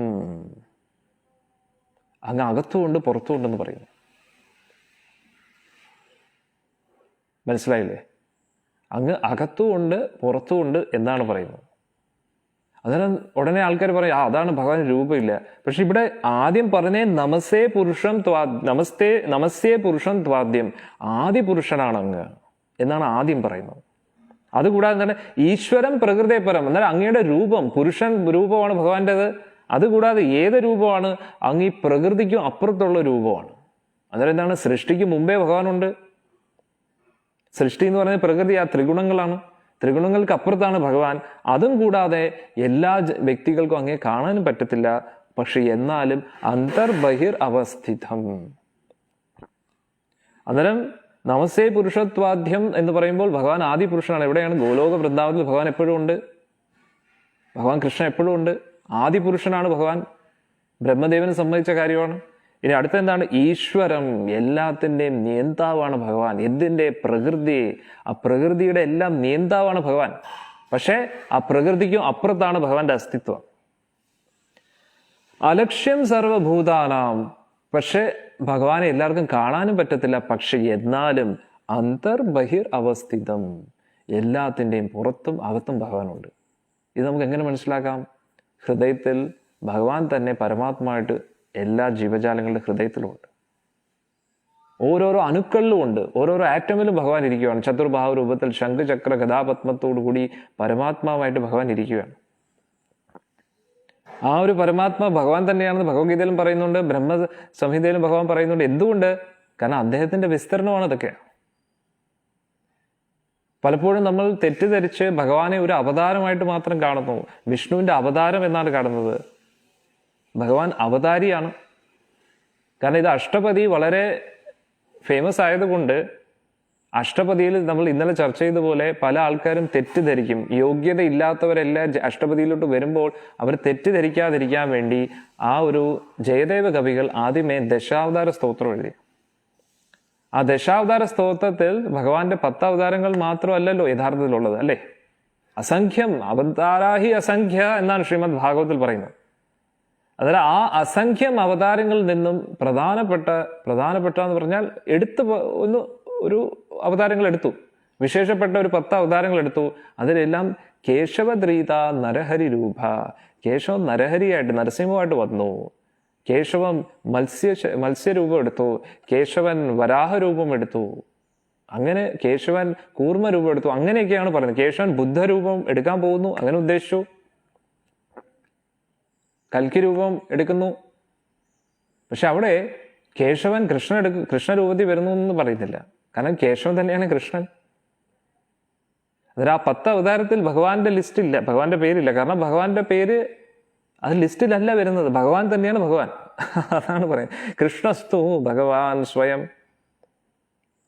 ഇനി നമ്മൾ ഇതിനു മുമ്പേ പഠിച്ച ആ ഒരു ശ്രീമദ് ഭാഗവത്തിലെ മുൻ അധ്യായങ്ങളിലൊക്കെ ആ ഒരു 3ാമത്തെ അധ്യായത്തിൽ അവതാരങ്ങളുടെ പട്ടികകളൊക്കെ പറഞ്ഞ ആ ഒരു അധ്യായത്തിൽ വളരെ വ്യക്തമായിട്ട് പറയുന്നുണ്ട് ഏതൈച്ച കല പുംസാം. ആ ഇതുവരെ നമ്മൾ ചർച്ച ചെയ്ത സൂത ഗോസ്വാമി പറയുവാണ്, ഇതുവരെ ചർച്ച ചെയ്ത അവതാരങ്ങളുടെ പട്ടികയിൽ അത് ഒന്നീ ഭഗവാന്റെ അംശമോ അംശത്തിന്റെ അംശമോ എന്തെങ്കിലും ആണ്. പക്ഷേ കൃഷ്ണസ്തു ഭഗവാൻ സ്വയം. ഭഗവാൻ സ്വയമാണ് ഭഗവാൻ കൃഷ്ണൻ.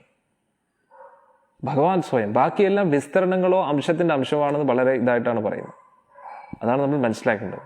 അന്നേരം ഇതിനെക്കുറിച്ച് പൂർണ്ണമായിട്ടുള്ള ഗ്രാഹ്യം ഇല്ലാത്തതുകൊണ്ട് പല വ്യക്തികളും പറയും 10 അവതാരം തീർച്ചയായിട്ടും കൃഷ്ണന് വേണം. പക്ഷെ അതിൽ കൃഷ്ണനില്ല. കാരണം കേശവൻ എന്ന് പറയുന്നത്, കേശവൻ ഇതെടുത്തു, ഈ ഒരു അവതാരം എടുത്തു എന്നാണ് വീണ്ടും. കാരണം കേശവൻ രാസലീല ആടുമ്പോൾ ആ ഒരു കേശവൻ സാധാരണ വ്യക്തിയാണെന്ന് ചിന്തിക്കരുത്. ഈ ഒരു വ്യക്തി തന്നെയാണ് നരസിംഹമായിട്ട് വന്നത്, വരാഹമായിട്ട് വന്നത്. ഇത് നമ്മൾ സ്മരിക്കണം, അത് വിസ്മരിക്കരുത് എന്ന് ഉദ്ദേശിച്ചിട്ടാണ് അവിടെ അത് വന്നിരിക്കുന്നത്. അതാണ് നമ്മൾ മനസ്സിലാക്കേണ്ടത്. ഇനി അടുത്ത എന്താണ്? അതുകൂടാതെ നമ്മൾ നോക്കുമ്പോൾ ഭഗവാൻ കൃഷ്ണൻ ഉണ്ണിക്കണ്ണനായിട്ടിരിക്കുമ്പോൾ തന്നെ യശോദാമ്മ വാ തുറന്ന് കാട്ടുമോനെ നീ മണ്ണ് തിന്നോ എന്ന് ആ സമയത്ത് നോക്കുമ്പോഴത്തേക്ക് എന്താ സംഭവിച്ചത്? ആ യശോദാമ്മ വായിൽ എല്ലാവിധ ബ്രഹ്മാണ്ടങ്ങളും കാണുകയാണ്. എന്നാൽ സാധാരണ രീതിയിൽ നോക്കുകയാണെങ്കിൽ ഈ ഒരു ബ്രഹ്മാണ്ടം, ഈ ബ്രഹ്മാണ്ടത്തിനകത്തുള്ള ഭൂമണ്ഡലത്തിൽ ആ ഒരു ഭാരതവർഷത്തിൽ ഇപ്പോൾ വൃന്ദാവനം എന്ന് പറയുന്ന സ്ഥലത്ത് യശോദാമ്മ ഇരുന്നു കൊണ്ടാണ് ഉണ്ണിക്കണ്ണനോട് ചോദിക്കുന്നത്. പക്ഷെ ആ ഉണ്ണിക്കണ്ണന്റെ വായിൽ ഈ ബ്രഹ്മാണ്ടം മുഴുവൻ കാണുകയാണ്. ഏത് ബ്രഹ്മാണ്ടത്തിനകത്താണോ യശോദാമ്മയും ഉണ്ണിക്കണ്ണനും ഇരിക്കുന്നത്, അതേ ബ്രഹ്മാണ്ടം മുഴുവൻ ഉണ്ണിക്കണ്ണന്റെ ഉള്ളിൽ കാണുകയാണ്. അതും ഈ ഒരു ബ്രഹ്മാണ്ടം മാത്രമല്ല, പല ബ്രഹ്മാണ്ടങ്ങളും കാണുകയാണ്. അതും കൂടാതെ നമ്മുടെ ഈ പിന്നെ ഇപ്പോഴത്തെ 10 അവതാരങ്ങളുടെ പലയിടത്തും ലിസ്റ്റ് കാണുമ്പോൾ അത് ഭഗവാനെ ഉൾപ്പെടുത്തുന്നത്. പക്ഷെ ദശാവതാര സ്തോത്രം എടുത്ത് നോക്കൂ, അതിൽ കേശവൻ എന്നാണ് പറയുന്നത്. അത് പലയിടത്തും ഇങ്ങനെ ഊഹാപോഹങ്ങളുടെ കളികളാണ്. അതുകൂടാതെ ഇത് എന്തോ ഞാൻ പറഞ്ഞു വന്നു, ഭഗവാൻ എല്ലാവിധ ബ്രഹ്മാണ്ടങ്ങളും ഭഗവാന്റെ ഉള്ളിലാണ് കാണിക്കുന്നത്. അതുകൂടാതെ ഈ മാർക്കണ്ഡേയ ഋഷി നരനാരായണ ഋഷി എടുത്ത് പറഞ്ഞു, മായ എന്താണെന്നൊന്ന് കാണാൻ താല്പര്യമുണ്ട് ഭഗവാനെ എന്ന് പറഞ്ഞപ്പോൾ ആ ഒറ്റ നിമിഷം കൊണ്ട് ആ പ്രളയം വരികയും പ്രളയത്തിൽ ആണ്ടു പോവുകയാണ് എല്ലാം. പ്രളയത്തിൽ ആണ്ടു പോകുമ്പോൾ എല്ലായിടത്തും പ്രളയജലം കൊണ്ട് നിറഞ്ഞിരിക്കുമ്പോൾ ആ വടവൃക്ഷത്തിന്റെ പത്രത്തിൽ ആ ബാലം മുകുന്ദം, ആ ഉണ്ണിക്കണ്ണൻ കിടക്കുകയാണ്. ആ തള്ളകൾ ഉറിഞ്ചിക്കൊണ്ട് ഇങ്ങനെ ഇരിക്കുകയാണ്. അന്നേരം ആ മാർക്കണ്ഡേയ ഋഷി ആ ഒരു അത്ഭുതകരമായിട്ടുള്ള കാഴ്ച കാണുകയാണ്. എന്നിട്ട് ഭഗവാൻ ശ്വാസം കൊണ്ട് അകത്തോട്ട് എടുക്കുമ്പോഴത്തേക്ക് മാർക്കണ്ഡേയ ഋഷി നേരെ അകത്തോട്ട് കയറി അങ്ങ് പോവാണ്. അന്നേരത്തേക്ക് അകത്തോട്ട് കയറി പോകുന്ന സമയത്ത് ആ എല്ലാവിധ ലോകങ്ങളും എല്ലാവിധ സൃഷ്ടിയും ആ ഭഗവാന്റെ ഉള്ളിൽ കിടക്കുകയാണ്. ഒന്ന് ആലോചിച്ചു, എല്ലാവിധ സൃഷ്ടിയും ഭഗവാന്റെ ഉള്ളിൽ കിടക്കുകയാണ്. അന്നേരത്തേക്ക് പ്രളയം വരുമ്പോൾ എല്ലാം ഭഗവാന്റെ ഉള്ളിൽ പോകുന്നതായിട്ടാണ്, അതാണ് സത്യം. അതിനുശേഷം ഭഗവാൻ ശ്വാസം പുറത്തോട്ട് ഇടുന്ന സമയത്ത് എല്ലാം പുറത്തു. അന്നേരം ഒന്ന് ആലോചിച്ച് നോക്കൂ, ഭഗവാനാണെല്ലാം. ഗോവിന്ദമാദി പുരുഷം തമഹം ഭജാമി, ഇതിലെന്താണ് തെറ്റ്? എന്നാൽ പലപ്പോഴും ഹരേ കൃഷ്ണ പ്രസ്ഥാനത്തിലെ ഭക്തരെ ചിലവരൊക്കെ തെറ്റിദ്ധരിക്കും. കാരണം അവരുടെ അറിവില്ലായ്മ കൊണ്ട് അവർ വിചാരിക്കും എന്താണ് ഇപ്പോഴും കൃഷ്ണനെ കുറിച്ച്. കൃഷ്ണൻ മാത്രമേ ഉള്ളൂ. പ്രളയം വരുമ്പോൾ അദ്ദേഹം മാത്രമേ, ആരെങ്കിലും പ്രളയ ജലത്തിൽ ഇങ്ങനെ ഇലയിൽ കിടക്കാൻ പറ്റൂ? അദ്ദേഹത്തെ കൊണ്ടേ പറ്റൂ. ഒന്ന് വലിയ പ്രളയമൊക്കെ വെള്ളപ്പൊക്കം ഒന്ന് കിടക്കുന്ന സമയത്ത് നമ്മൾ എങ്ങനെയെങ്കിലും രക്ഷപ്പെടാനല്ലേ നോക്കുന്നത്, അതൊരു കൊച്ചുകുട്ടിയായിട്ട്. അതായത് ഭഗവാൻ അത്രയും നിസ്സാരമാണ്. അതാണ് ഭഗവാൻ ഉദ്ദേശിക്കുന്നത്. കൊച്ചുകുട്ടിയായിട്ട് തന്നെ കാണിക്കുന്ന എന്താണ്? കാരണം ഇതൊക്കെ ഭഗവാന്റെ കളികളാണ്, അത്രയേ ഉള്ളൂ. ഒരു കൊച്ചുകുട്ടി കളിപ്പാട്ടം വെച്ച് കളിക്കുന്ന പോലെ ഭഗവാൻ ഇങ്ങനെ ഇലയിൽ കിടക്കുകയാണ്, അത്രയേ ഉള്ളൂ. അതും സൃഷ്ടിയും സംഹാരവും ഇതൊക്കെ ചെയ്യാൻ വേണ്ടി ഭഗവാൻ ഒന്നും ചെയ്യേണ്ട ആവശ്യമില്ല. നമ്മൾ പറയില്ല കുട്ടിക്കളി എന്ന് പറയത്തില്ല, അതേപോലെ ഒരു കുട്ടിയുടെ കളിയാണ്. ഭഗവാൻ അത്രയ്ക്ക് നിസ്സാരമാണ്. ഈ സൃഷ്ടിക്കാനും അതിനെ പരിപാലനം ചെയ്യാനും അതിനെ സംഹരിക്കാനും. ഭഗവാൻ അതിനുവേണ്ടി ആദ്യം കഠിന പരിശ്രമമൊന്നും ചെയ്യേണ്ട ആവശ്യമില്ല. ഭഗവാൻ വിചാരിക്കുന്നതിന് മുമ്പേ കാര്യങ്ങളൊക്കെ നടക്കുന്നുള്ളതാണ്. സൃഷ്ടിയെ നോക്കേണ്ട ആവശ്യം പോലും ഇല്ല. ഭഗവാൻ അവിടെ എന്താ പറയുന്നത്, ലീലകൾ ചെയ്തുകൊണ്ടിരിക്കുക. എന്താണ്? എങ്ങനെയെങ്കിലും ഒന്ന് സമയം പോക്കാൻ വേണ്ടി ആ തള്ളവരിൽ ഉറിഞ്ഞിക്കൊണ്ടിരിക്കുകയാണ്. കാരണം ലോകത്തിലെ ഏറ്റവും മധുരമുള്ള, കാരണം വേറൊന്നും ഇല്ലായിരിക്കും അല്ലേ, വെണ്ണ അതെല്ലാം പോയി, എല്ലാം പോയി. അന്നേരം ഇനി മധുരമുള്ള ഭഗവാന്റെ തൃപ്പാദമാണ്, അതിങ്ങനെ ഉറിഞ്ഞിക്കൊണ്ടിരിക്കുന്ന ആ രംഗമാണ് നമ്മുടെ മാർക്കണ്ഡേയ ഋഷി കാണുന്നത്. അന്നേരം അതുകൊണ്ട് ഉദ്ദേശിച്ചാണ് കുന്തിദേവി പറയുന്നത് എന്താണ്? എല്ലാത്തിൻ്റെയും ഉള്ളിൽ അന്തർബഹിർ അവസ്ഥിതം. ഇതേ കാര്യം തന്നെയാണ് കുന്തിദേവി സ്മരിക്കുന്നത്. ഇതേ കാര്യം തന്നെയാണ് യശോദാമ്മയും കാണുന്നത്. മോനെ വെണ്ണ തിന്നോടാ എന്ന് പറഞ്ഞിട്ട് നീ എന്തിനാ വെണ്ണ തിന്നുന്നത്, മണ്ണ് തിന്നുന്നോടാ എന്നൊക്കെ പറഞ്ഞിട്ട് ചോദിച്ചിട്ടാണ് കുന്തിദേവി പറഞ്ഞത് മര്യാദയ്ക്ക് വാ തുറക്കടാ എന്ന് പറഞ്ഞപ്പോഴത്തേക്ക് ഭഗവാൻ അങ്ങോട്ട് വാ തുറന്നപ്പോഴത്തേക്ക് വല്ല ആവശ്യം ഉണ്ടായിരുന്നു യശോദാമ്മയ്ക്ക് ചോദിക്കേണ്ട ആവശ്യം ഉണ്ടായിരുന്നു? യശോദാമ്മ ചോദിച്ചപ്പോഴത്തേക്ക് ഇതാ വാ തുറന്ന് കാണിച്ചപ്പോഴത്തേക്ക് യശോദാമ്മ തല കറങ്ങാൻ തുടങ്ങി. കാരണം പുറത്ത് കാണുന്ന കാര്യങ്ങളൊക്കെ അകത്ത് കാണുകയാണ്. അതും കൂടാതെ അതിനെല്ലാം ഉപരി ആ ഉണ്ണിക്കണ്ണൻ വാ തുറന്നിരിക്കുന്നതായിട്ട് യശോദാമ്മ കാണുകയാണ്. ഒന്ന് ആലോചിച്ച് നോക്കണം. യശോദാമ്മയെ അതിനകത്ത് കാണുകയാണ്. അന്നേരം ഒന്ന് ആലോചിച്ച് നോക്കണം, എന്താണ് ഭഗവാന്റെ ഒരു ലീല എന്ന് നമുക്ക് പെട്ടെന്ന് മനസ്സിലാകത്തില്ല. അതാണ് കുന്തിദേവി ഇവിടെ ഉദ്ദേശിക്കുന്നത്.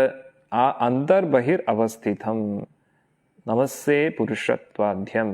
അന്നേരം ആ ഒരു ആദി പുരുഷനാണ് ഭഗവാൻ. അതേ ഭഗവാൻ തന്നെയാണ് എല്ലാവരുടെയും ഉള്ളിലും പുറത്തും ഇരിക്കുന്നത് എന്നാണ് പറയുന്നത്. ഇനി അടുത്ത ശ്ലോകം കൂടെ നമുക്ക് നോക്കാം. മായാ ജവനിക. മായാ ജവനിക. മായ എന്ന് പറയുമ്പോൾ മായാദേവി. ജവനിക. ജവനിക എന്ന് പറഞ്ഞാൽ കർട്ടൻ. മായാ ജവനിക ആച്ഛന്നം. ആ മായാദേവിയുടെ ഒരു കർട്ടൻ ഭഗവാന്റെ മുമ്പിൽ എപ്പോഴും ഉണ്ട്. അജ്ഞ അധോക്ഷജം. അജ്ഞരായിട്ടുള്ളവരുടെ മുമ്പിൽ മായാദേവിയുടെ ഒരു കർട്ടൻ എപ്പോഴും കാണും. ഇന്നലെ നമ്മൾ ചർച്ച ചെയ്തില്ലേ, യോഗ്യരല്ലാത്ത വ്യക്തികൾ ഭഗവാനുമായിട്ട് ബന്ധപ്പെട്ട് എന്തെങ്കിലും ചിന്തിക്കാനോ വൃന്ദാവനത്തിൽ പ്രവേശിക്കുമ്പോഴത്തേക്ക് മഹാദേവനെ അവിടെ ഒരു കർട്ടൻ ഇടാനായിട്ട് വെയിറ്റ് ചെയ്തിരുന്നു.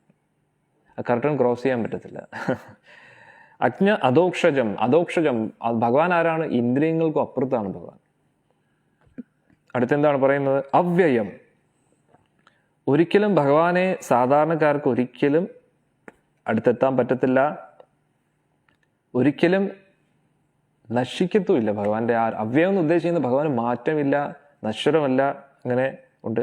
ന ലക്ഷ്യതേ മൂഢദൃശ. മൂഢരായിട്ടുള്ള വ്യക്തികൾക്ക് ഒരിക്കലും ഭഗവാനെ ദർശിക്കാൻ പറ്റത്തില്ല. നട.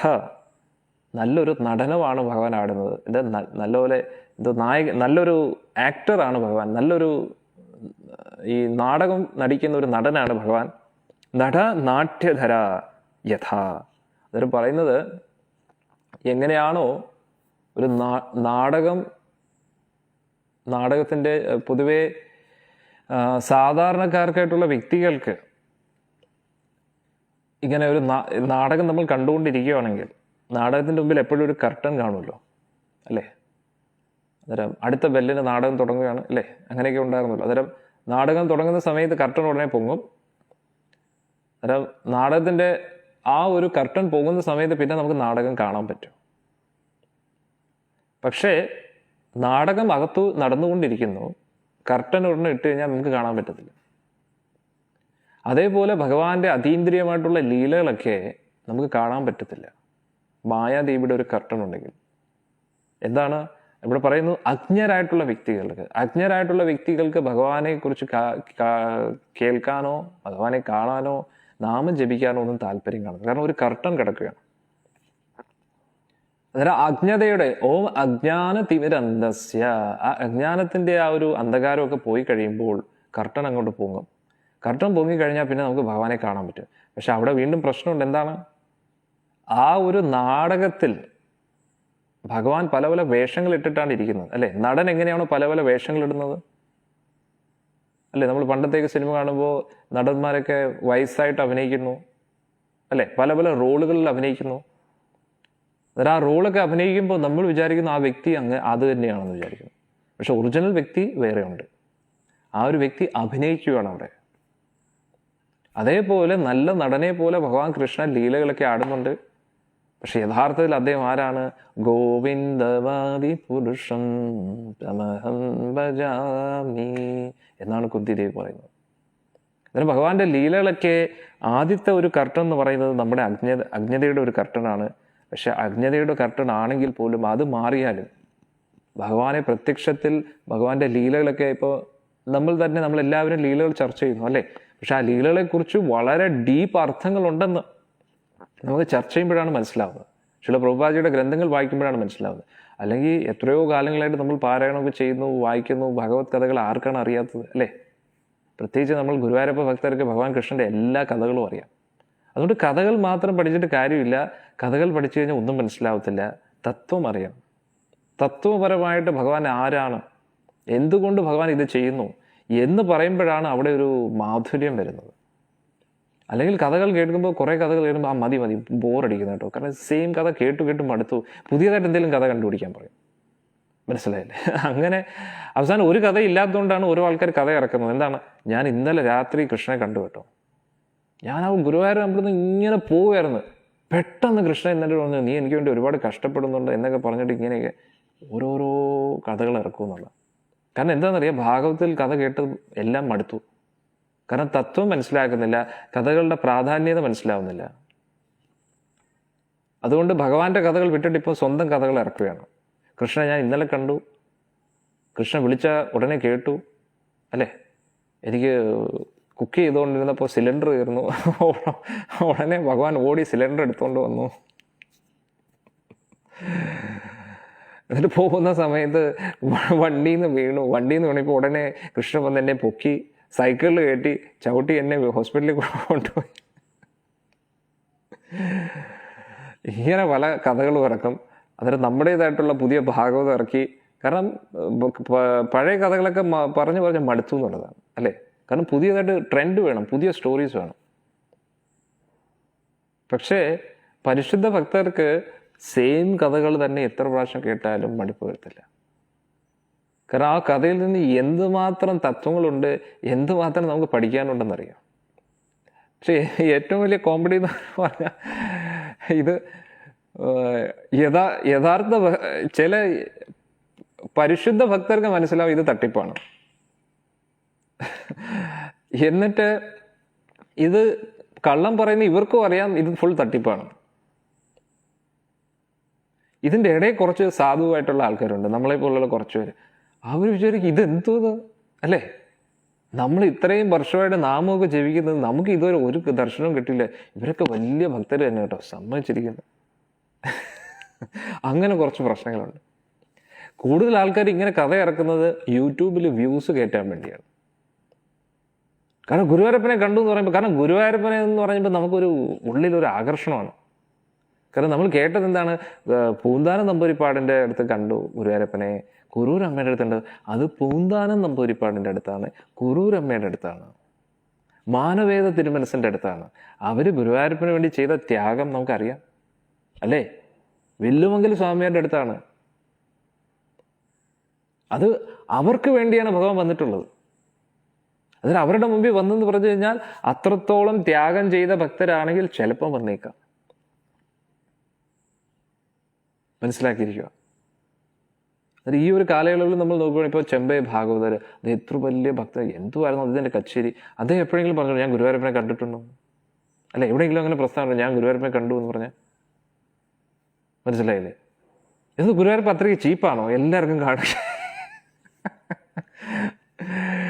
അങ്ങനെ പറയുന്നതിന് ഒരു ലോജിക്ക്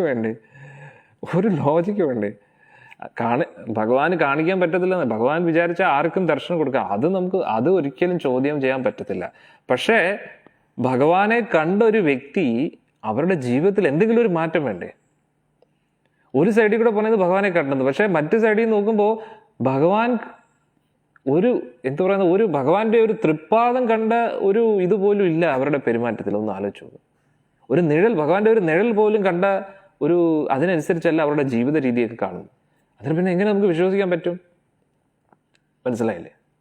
അപ്പോൾ ഭഗവാനെ കണ്ടെങ്കിലും അവരുടെ ജീവിതത്തിൽ എന്തെങ്കിലും ഒരു മാറ്റം വേണ്ടേ? പിന്നെ സപ്പോസ് അത് കണ്ടു എന്നിരിക്കട്ടെ, അത് മറ്റുള്ളവരെ പറഞ്ഞ് അറിയിക്കുന്ന എന്തിനാണ്? ഇപ്പം ഭഗവാനെ ഞാൻ കണ്ടിട്ടുണ്ടെങ്കിൽ അത് നിങ്ങളോട് പറഞ്ഞിട്ട് എന്തിനാണ് ഞാൻ വലിയ ആളാവാൻ നോക്കുന്നത്? എന്തിനു വേണ്ടിയാണ്? എനിക്ക് കൂടുതൽ ലൈക്ക് കിട്ടാനും കൂടുതൽ ഫേസ്ബുക്കിൽ വ്യൂസ് കിട്ടാനും, അല്ലേ? ഞാൻ വലിയ ഭക്തനാണ്, നിങ്ങളൊക്കെ അറിയണം കേട്ടോ. ഇന്നലെ രാത്രി ഗുരുവായൂരപ്പൻ വന്നു, എന്നിട്ട് ഒരുപാട് കാര്യങ്ങൾ മദൻ ഗോപാൽ എന്നോട് പറഞ്ഞു, അല്ലേ? അങ്ങനെയൊക്കെ ഞാൻ പറഞ്ഞു കഴിഞ്ഞാൽ എന്തിനാണ് ഞാൻ പറയുന്നത്? ഇതൊക്കെ ഓരോ ജാട ഇറക്കുന്നതാണ്. അതുകൊണ്ട് എന്ത് കിട്ടാൻ, എന്ത് ലാഭം കിട്ടാനാണ്? നമുക്ക് ഭഗവാനുമായിട്ട് എന്തെങ്കിലും ബന്ധമുണ്ടെങ്കിൽ അതൊക്കെ രഹസ്യമായിട്ട് വയ്ക്കണം. അങ്ങനെ സത്യമാണെങ്കിൽ പോലും. അന്നേരം അത് പരസ്യമാക്കുന്നതിൻ്റെ അർത്ഥം, ഇവൻ ഗോപികമാർ പോലും അവരുടെ ബന്ധങ്ങൾ ഒരിക്കലും പരസ്യമാക്കിയില്ല. അവരത് രഹസ്യമായിട്ടാണ് വെച്ചിരുന്നത്, അവരാരെയും അറിയിച്ചിട്ടില്ല. പക്ഷെ ലോകം മുഴുവൻ അറിയുന്നത് എന്തുകൊണ്ടാണ്? കാരണം അത് യഥാർത്ഥ ബന്ധമായിട്ട് ലോകം മുഴുവൻ ഭഗവാൻ അറിയിപ്പിക്കും, എല്ലാവർക്കും പ്രചോദനം കിട്ടാൻ വേണ്ടി. മനസ്സിലാക്കിയിരിക്കുക.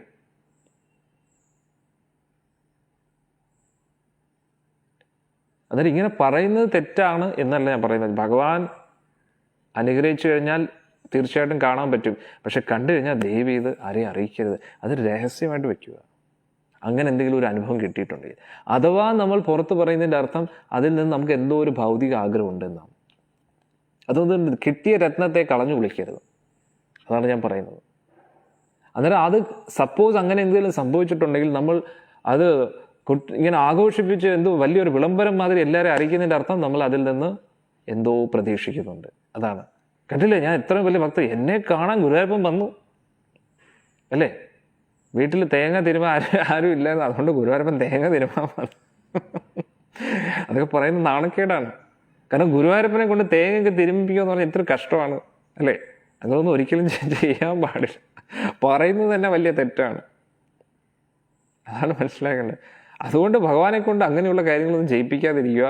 പറച്ചിലാണെങ്കിൽ പോലും, സ്വപ്നത്തിൽ പോലും അങ്ങനെയുള്ള കാര്യങ്ങളൊന്നും ചെയ്യിപ്പിക്കാതിരിക്കുക. പാവം ഭഗവാൻ അവിടെ ഇരിക്കട്ടെ. നമ്മൾ ഭഗവാന് വേണ്ടി സേവനം അനുഷ്ഠിക്കുക, അതാണ് നമ്മുടെ ഉത്തരവാദിത്വം. നിങ്ങൾ യൂട്യൂബിൽ വീഡിയോ നോക്കുക, ഇഷ്ടം പോലെ വീഡിയോസാണ്, എല്ലാം ബിറ്റടിക്കുക എന്നുള്ളത്. ഞാൻ ഗുരുവായൂരപ്പനെ ഇപ്പുറത്ത് കണ്ടു അപ്പുറത്ത് കണ്ടു. അവരുടെ വ്യൂസ് കൂട്ടാനും ലൈക്സ് കൂട്ടാനും വേണ്ടി എന്തൊക്കെയാണ് അടിച്ചു വിടുന്നതെന്ന് അറിയാം. എന്തായാലും ഗുരുവായൂരപ്പൻ ചിരിച്ച് ഉപ്പാട് വരും. ഞാൻ എപ്പോഴാണ് അവർക്ക് ഗുരുവായൂരപ്പൻ തന്നെ വിചാരിക്കും, എപ്പം ഞാൻ അവർക്ക് ദർശനം കൊടുത്തതാണ് ഗുരുവായൂരപ്പൻ ചിന്തിക്കുന്നത്. ഇതൊക്കെ പറയുന്നതിന് ഒരേ ലിമിറ്റ് ഇല്ല. ഗുരുവായൂരപ്പൻ തന്നെ ചിന്തിക്കും, എപ്പോഴെങ്കിലും ഞാൻ കണ്ടായിരുന്നു അവരെ. എന്തായാലും ഗുരുവായൂരപ്പന് എപ്പോഴും ചിരിക്കാനുള്ള വക നമ്മളെല്ലാവരും കൊടുക്കുന്നുണ്ടോ എന്നുള്ളത് അത് സത്യമാണ്. അതുകൊണ്ട് അഥവാ അങ്ങനെ എന്തെങ്കിലും ഒരു അത്ഭുതം നടന്നിട്ടുണ്ടെങ്കിലും ദൈവം ഇത് ആരെയും അറിയിക്കരുത്. അത് വലിയ നാണക്കേടാണ്. കാരണം ഒന്നെന്ന് പറഞ്ഞു കഴിഞ്ഞാൽ ആരും വിശ്വസിക്കത്തില്ല, അത് സത്യമാണ്. എന്തുകൊണ്ടാണ് വിശ്വസിക്കാത്തതെന്ന് വെച്ച് കഴിഞ്ഞാൽ നമ്മുടെ സ്വഭാവത്തിന് ഒരു മാറ്റമില്ല. അതുകൊണ്ട് ആര് പറഞ്ഞാലും നമ്മളെ വിശ്വസിക്കത്തില്ല. നമ്മൾ ഭഗവാനെ കണ്ടു എന്ന് പറയുമ്പോഴത്തേക്ക് ഉടനെ അവർ ചിന്തിക്കും, ഇവർക്ക് ഭഗവാനെ കണ്ടോ, അതെങ്ങനെയാണ് സംഭവിക്കുന്നത് എന്നായിരിക്കും എല്ലാവരും ചിന്തിക്കുക. അതുകൊണ്ട് വെറുതെ നമ്മൾ മലന്ന് കിടന്ന് തുപ്പണ്ട, അതാണ് നല്ലത്. അഥവാ ഭഗവാൻ നമുക്ക് ദർശനം തന്നിട്ടുണ്ടെങ്കിൽ ദൈവം ഇത് വിചാരിക്കുക, അയ്യോ ഭഗവാന്റെ കാരുണ്യം, എന്നെ പോലെ വെറും ഇത്രയും വെറും തറയായി എനിക്ക് ഭഗവാൻ ദർശനം തന്നിരിക്കുന്നു. ആരെയും അറിയിക്കേണ്ട, ഭഗവാനാണ് നാണക്കേട്. കാരണം ഭഗവാൻ നമ്മളെ കണ്ടു എന്ന് പറഞ്ഞു കഴിഞ്ഞാൽ സത്യം പറഞ്ഞാൽ അത് ഭഗവാനാണ് നാണക്കേട്. അതുകൊണ്ട് ഭഗവാനോട് പറയാം, ഭഗവാനെ അതുകൊണ്ട് ഞാൻ ആരോടും പറയുന്നില്ല എന്ന് വിചാരിച്ച് സമാധാനമായിട്ടിരിക്കും. അതാണ് നമ്മൾ വേണ്ടത്. ഇത് ഞാൻ തമാശ രൂപത്തിൽ പറഞ്ഞെങ്കിലും ഇതിൽ ഒരുപാട് കാര്യമുണ്ട്. കാരണം നമ്മളങ്ങനെ ചിലപ്പോൾ അത് നമ്മുടെ ഇമാജിനേഷൻ ആകാം. കാരണം യഥാർത്ഥത്തിൽ ഒന്ന് ആലോചിച്ച് നോക്കൂ, നമ്മൾ ഭൗതിക ആഗ്രഹങ്ങളൊക്കെ വെച്ചുകൊണ്ട് ഭഗവാന്റെ നാമം ജപിക്കുമ്പോഴും നമുക്ക് എന്തുമാത്രം ആനന്ദമാണ് ലഭിക്കുന്നതെന്നറിയാം. അന്നേരം ആ ഒരു കരുണാകരനെ, ആ ഗുരുവായൂർ തിരുസന്നിധിയിൽ ഇരിക്കുന്ന ആ രത്നത്തെ നമ്മൾ ഒന്ന് കണ്ടു കഴിഞ്ഞാൽ പിന്നെ ഈ ലോകത്തിലുള്ള ഒരു രത്നത്തിന് നമുക്ക് ഒരു മൂല്യവും കൊടുക്കാൻ പറ്റത്തില്ല. എല്ലാം കല്ലായിട്ട് തോന്നും, കല്ലും മണ്ണുമായിട്ട് തോന്നും. ഏറ്റവും വലിയ രത്നമാണ് അദ്ദേഹം. ഗോപികമാരുടെ, ചാതക പക്ഷികളുടെ ഒരു ഒരു വലിയ അത്ഭുത മണിയാണ് ഗുരുവായൂരപ്പൻ. ഏറ്റവും വലിയ രത്നം ആ നീലമണി, നീല കളറിലെ ഒരു അമൂല്യമായിട്ടുള്ള രത്നം. കോഹിനൂർ ഒന്നുമല്ല, അത്രയും വലിയ രത്നമാണ് ഗുരുവായൂരപ്പൻ. അന്നേരം ആ ഒരു രത്നത്തെ ലഭിച്ചു കഴിഞ്ഞാൽ, ഇതാണ് സാക്ഷാൽ ധ്രുവനും പറയുന്നത്. ഭഗവാനെ പലതും അന്വേഷിച്ച് ഞാൻ പോയി, പല രത്നമാണെന്ന് പറഞ്ഞ് പലതിൻ്റെയും പുറകെ പോയി, പക്ഷെ ഇപ്പോൾ എനിക്ക് യഥാർത്ഥ രത്നം ലഭിച്ചിരിക്കുകയാണെന്ന്. ഇനി ഒരു പുല്ലും വേണ്ട, ഒരു പുല്ലും വേണ്ടെന്നാണ് ധ്രുവൻ പറയുന്നത്. ഒന്ന് ആലോചിച്ചോളൂ, അതായിരിക്കണം ലക്ഷണം. അതിന് ഭഗവാനാകുന്ന ആ ദിവ്യമണി ലഭിച്ചു കഴിഞ്ഞാൽ, അമൂല്യമായിട്ടുള്ള രത്നം ലഭിച്ചു കഴിഞ്ഞാൽ ഈ ലോകത്തിലുള്ള ഒന്നിനോടും താല്പര്യം കാണത്തില്ല. കല്ലും പുല്ലും സ്വർണം രത്നം എല്ലാം ഒരേപോലെ തോന്നും. അവർക്ക് വേറൊന്നും അമൂല്യമായിട്ട് തോന്നത്തില്ല. അമൂല്യമായിട്ട് കൃഷ്ണൻ മാത്രമായിട്ട് തോന്നും. അതാണ് ഗോപികമാർ. അവർ ഭഗവാനോട് അത്രയ്ക്ക് ആകർഷകരായി, ഭഗവാനെ കണ്ട് അവരുടെ ഹൃദയം പോയി ഭഗവാന്റെ പുറകെ. അവരുടെ ഹൃദയം എപ്പോഴും ഭഗവാന്റെ കൂട്ടത്തിലാണ്. അതുകൊണ്ട് അവർക്ക് വേറെ ഒന്നിനും താല്പര്യമില്ല. സ്വന്തം കുട്ടികളോട് പോലും താല്പര്യമില്ല. ഒന്ന് ആലോചിച്ച് നോക്കണം. ഭഗവാൻ രാത്രിയിൽ 12 മണിക്ക് ഓടക്കുഴൽ ഊതുമ്പോൾ ഒറ്റ ഓട്ടമാണ് ഗോപികമാർ. മുല കൊടുത്ത് പാൽ സ്വന്തം കുട്ടിയെ വിടാൻ ആർക്കെങ്കിലും പറ്റും? ഇന്നത്തെ കാലത്ത് അങ്ങനെയുള്ള അമ്മമാരും ഉണ്ട്. പക്ഷെ എന്നാലും ഒന്ന് ആലോചിച്ച് നോക്കൂ, അന്ന് ഏറ്റവും കൂടുതൽ വൈദിക സംസ്കാരമൊക്കെ ഉള്ള ആ ഒരു കാലയളവിൽ സ്വന്തം കൊച്ചിനെ വരെ താഴെ എടുത്ത് വെച്ചിട്ട് ഓടാൻ പറ്റുമോ ഒരമ്മയ്ക്ക്? അതാണ് ഗോപികമാർ. സ്വന്തം ഭർത്താവിനെ ഉപേക്ഷിക്കുകയാണ്. എല്ലാം ഉപേക്ഷിച്ചിട്ട് കൃഷ്ണ എന്ന് പറഞ്ഞിട്ട് ആ പാതിരാത്രിക്ക് ഇരുട്ടത്ത്, ഇന്നെങ്കിൽ സ്ട്രീറ്റ് ലൈറ്റെങ്കിലും ഉണ്ട്, റോഡും ഉണ്ട്, അന്ന് റോഡും ഇല്ല, ഒന്നുമില്ല, വൃന്ദാവനത്തിലെ കാടുകളിൽ ഒറ്റ ഓട്ടമാണ്. എന്നിട്ട് രാത്രിയിൽ പൊതുവെ വൃന്ദാവനമാണെങ്കിൽ അവിടെയും ജീവികളൊക്കെ ഉണ്ട്, സർപ്പമുണ്ട്. അതാണ് ഭഗവാൻ ചോദിക്കുന്നത്, ഈ രാത്രിയിൽ എന്തിനാണ് ഓടി വന്നതെന്നും. വിളിച്ചത് ഇദ്ദേഹമാണ്.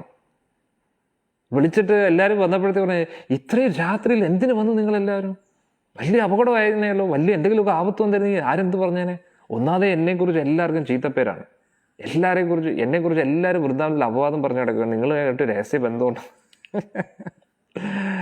വെറുതെ എന്തിനാണ് എൻ്റെ പേര് ഇങ്ങനെ ചീത്തയാക്കുന്നത്? ഞാൻ സമാധാനമായിട്ട് ഓരോ കാര്യങ്ങൾ ചെയ്തു പോകല്ലേ. ആ ഒരു അർത്ഥത്തിൽ ഭഗവാൻ അവിടെ ഒരു കോമഡി ഇടുകയാണ്. ഒന്ന് ആലോചിച്ചു. അന്നേരം ആ രാത്രിയിൽ ഭഗവാൻ ഓടക്കൂൽ ഊതിയപ്പോൾ ഒന്നും ചിന്തിക്കാതെ ഒറ്റ ഓട്ടമാണ് ഗോപികമാർ. അതാണ് ഗോപികമാരുടെ ഭക്തി. അന്നേരം ഭഗവാനെ കണ്ടു കഴിഞ്ഞാൽ ഇതൊക്കെയാണ് ലക്ഷണങ്ങൾ. ആപത്തെന്ന് ചിന്തിക്കത്തില്ല, സുരക്ഷ എന്ന് ചിന്തിക്കത്തില്ല, ഒന്നും ചിന്തിക്കാൻ സമയമില്ല, ഭഗവാൻ മാത്രം. സ്ഥലകാല ബോധം വിട്ടുപോകും. ഇതാണ് കൃഷ്ണനെ കണ്ടാലുള്ള ലക്ഷണങ്ങൾ. അതുകൊണ്ട് നമ്മൾ തന്നെ തീരുമാനിക്കും ഇനി കണ്ടോ ഇല്ലയോ എന്ന്. കാരണം ഭഗവാനെ കണ്ടുവെങ്കിൽ ഇപ്പോഴും നമുക്ക് കാശിനോടുള്ള ആർത്തി തീർന്നിട്ടില്ല, സ്വർണത്തിനോടുള്ള ആർത്തി തീർന്നിട്ടില്ല, പേരും പ്രശസ്തിക്കുള്ള ആർത്തി തീർന്നിട്ടില്ല. കണ്ടു എന്ന് പറഞ്ഞ് യൂട്യൂബിൽ വീഡിയോ കണ്ട ഉടനെ ഉറപ്പിച്ചോണം, കണ്ടു അടുത്ത ഒരാളെയും കൂടെ കണ്ടു, ഇങ്ങനെ ഒരാളോട് കണ്ടു എന്ന് പറഞ്ഞിട്ട് വീഡിയോ യൂട്യൂബിൽ കണ്ട ഉടനെ വിശ്വസിച്ചു, എന്താണ്ട അടുത്ത ഒരാൾ ഗുരുവായൂരപ്പനെ കണ്ടു എന്ന് പറഞ്ഞുള്ള ഒരാൾ. അങ്ങനെ വിചാരിച്ചോണം. സത്യമാണ്, ഞാൻ ചുമ്മാ പറയുന്നില്ല. അങ്ങനെ കണ്ടു എന്ന് പറഞ്ഞ് വീഡിയോ ഇറക്കി കഴിഞ്ഞാൽ ഉടനെ വിശ്വസിച്ചോണം, കണ്ടില്ല. അതാണ് സത്യം. അങ്ങനെയുള്ളവർക്ക് ഏതെങ്കിലും ജന്മത്തിൽ കാണാൻ പറ്റുമെന്ന് വെച്ചാൽ തന്നെ വലിയ ബുദ്ധിമുട്ടായിരിക്കും. കാരണം നിങ്ങൾ നോക്കിയോളൂ, കുറൂരമ്മയായാലും പൂതാനം നമ്പൂതിരിപ്പാടാണെങ്കിലും അവർ യൂട്യൂബ് വീഡിയോ ഇറക്കാൻ വേണ്ടിയല്ല, യൂട്യൂബ് ചാനൽ എന്തായാലും വേറെ ജോലിയൊന്നുമില്ല, ഒരു യൂട്യൂബ് ചാനൽ ഇറക്കാം, ഗുരുവായൂരപ്പനുമായിട്ട് എനിക്ക് കിട്ടിയ അനുഭവങ്ങളൊക്കെ ഞാൻ ഷെയർ ചെയ്യാം. അങ്ങനെ കുറേ ആൾക്കാരുണ്ട്, അനുഭവങ്ങൾ ഷെയർ ചെയ്യും. എന്താണ് അനുഭവങ്ങൾ? ഇങ്ങനെ തേങ്ങ തിരുമാൻ വേണ്ടി വന്നു, ഗ്യാസ് സിലിണ്ടർ പൊക്കാൻ വേണ്ടി വന്നു, മറിഞ്ഞടിച്ചപ്പോഴത്തേക്ക് ഉടനെ ഫസ്റ്റ് എയ്ഡ് ബോക്സ് കഴിക്കാൻ വേണ്ടി വന്നു. ഭീഷ്മര് ശരശായി കിടന്നപ്പോൾ പോലും ഭഗവാൻ ഫസ്റ്റ് എയ്ഡ് കൊണ്ടുവന്നില്ല. പൊതുവെ ശരീരത്തിന് എന്തെങ്കിലും സംഭവിച്ചു കഴിഞ്ഞാൽ ഭഗവാൻ ഒട്ടും താല്പര്യമില്ല. ഭഗവാൻ ആത്മാവിനെ മാത്രമേ നോക്കൂ. ശരീരം എന്ന് പറഞ്ഞാൽ ഒട്ടും ഇഷ്ടമല്ലാത്ത കാര്യമാണ് ഭഗവാൻ. ഭഗവാൻ വിചാരിക്കുന്നത് എത്രയും പെട്ടെന്ന് ഈ പന്ന ശരീരം നശിച്ചിട്ട് എല്ലാ ഭക്തരും എൻ്റെ അടുത്ത് തിരിച്ചെത്തണമെന്നാണ് ഭഗവാൻ ആഗ്രഹിക്കുന്നത്. ആലോചിച്ചു. പക്ഷെ ആപദ്ബാന്ധവനായിട്ട് നമ്മുടെ ഭക്തിയെ സംരക്ഷിക്കാൻ വേണ്ടി ഭഗവാൻ സഹായിക്കും, അത്രയേ ഉള്ളൂ. പക്ഷെ നമ്മൾ ഇതിനെ എന്തോ പറയുന്ന ഇങ്ങനെയുള്ള ആ തെറ്റായിട്ടുള്ള കാര്യങ്ങളൊന്നും ഇറക്കി നമ്മുടെ ഭക്തിയെ ഇല്ലാതാക്കരുത് എന്നാണ് ഞാൻ പറയുന്നത്. നമ്മുടെ ഭക്തി എന്ന് പറയുന്നത് ഇങ്ങനെ ഒരു ചെറിയൊരു ബീജമാണ്. അത് മെല്ലെ മെല്ലെ ഇങ്ങനെ വളർന്നു വരികയാണ്. നമ്മളായിട്ട് അതിൻ്റെ പേര്, പ്രശസ്തി അതിൻ്റെയൊക്കെ പുറകെ പോകുമ്പോൾ, യൂട്യൂബ് വീഡിയോസിൻ്റെയൊക്കെ പുറകെ പോകുമ്പോൾ എന്നൊക്കെ പറഞ്ഞ് ഞാൻ വലിയ കൃഷ്ണ ഭക്തനാണ് എന്നൊക്കെ പറഞ്ഞ് ഇറക്കുമ്പോൾ നമ്മൾ തന്നെ നമ്മുടെ ഭക്തിയുടെ കഴുത്ത് പിടിച്ച് ഞെക്കിക്കൊള്ളുകയാണ്. അതാണ് പ്രശ്നം. കാരണം യഥാർത്ഥ ഭക്തനാവാനല്ല അവരാഗ്രഹിക്കുന്നത്. അവരാഗ്രഹിക്കുന്നത് ഭക്തരാണെന്ന് എല്ലാവരെയും അറിയിക്കാൻ ആഗ്രഹിക്കുകയാണ്. അതിലൂടെ ആനുകൂല്യങ്ങളൊക്കെ ലഭിക്കാൻ ആഗ്രഹിക്കുകയാണ്, സുഖഭോഗങ്ങൾ അനുഭവിക്കാൻ ആഗ്രഹിക്കുകയാണ്, പ്രശസ്തി ആഗ്രഹിക്കുകയാണ്. അതുകൊണ്ട് എന്തെങ്കിലും അനുഭവങ്ങൾ ഉണ്ടെങ്കിൽ അത് ഉള്ളിൽ ഒതുക്കി വെച്ചിരിക്കുക, ആരുമായിട്ടും ഷെയർ ചെയ്യും. അത് ഭഗവാന്റെ കാരുണ്യമാണെന്ന് പറയുക, വിചാരിക്കുക. അതിലെന്തെങ്കിലും ഒരു സത്യമുണ്ടെങ്കിൽ നമ്മൾ ആരെ അറിയിക്കാതെ ഇരിക്കുകയാണെങ്കിൽ ഒരു ദിവസം അത് ലോകം മുഴുവൻ അറിയും. ശില പ്രഭുപാദി ഭഗവാൻ കൃഷ്ണൻ എത്രയോ പ്രാവശ്യം കണ്ടിട്ടുണ്ട്, അതൊന്നും ആരെ അറിയിച്ചിട്ടില്ല. പക്ഷെ ലോകം മുഴുവൻ ഇന്നും അത് ചർച്ച ചെയ്യുകയാണ്.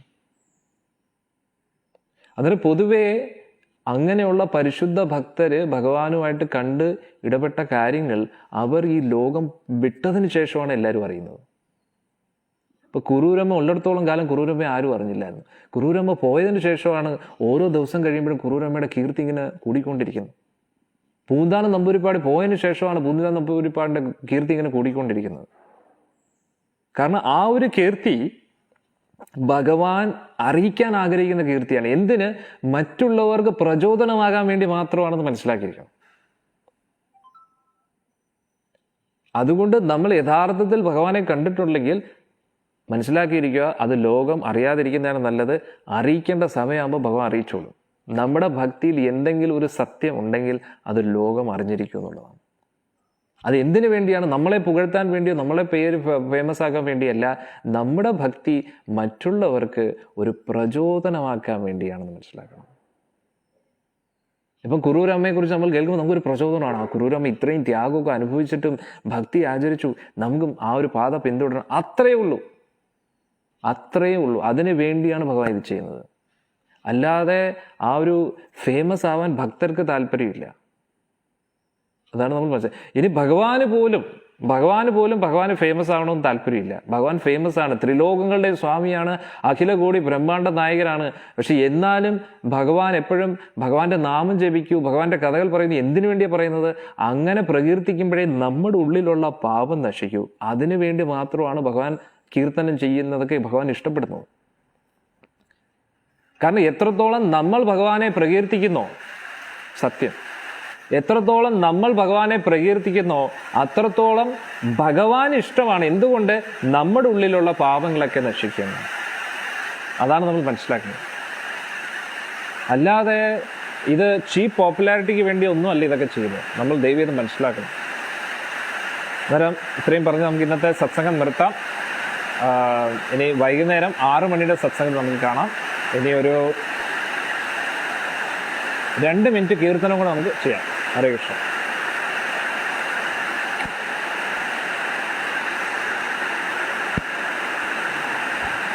നമോ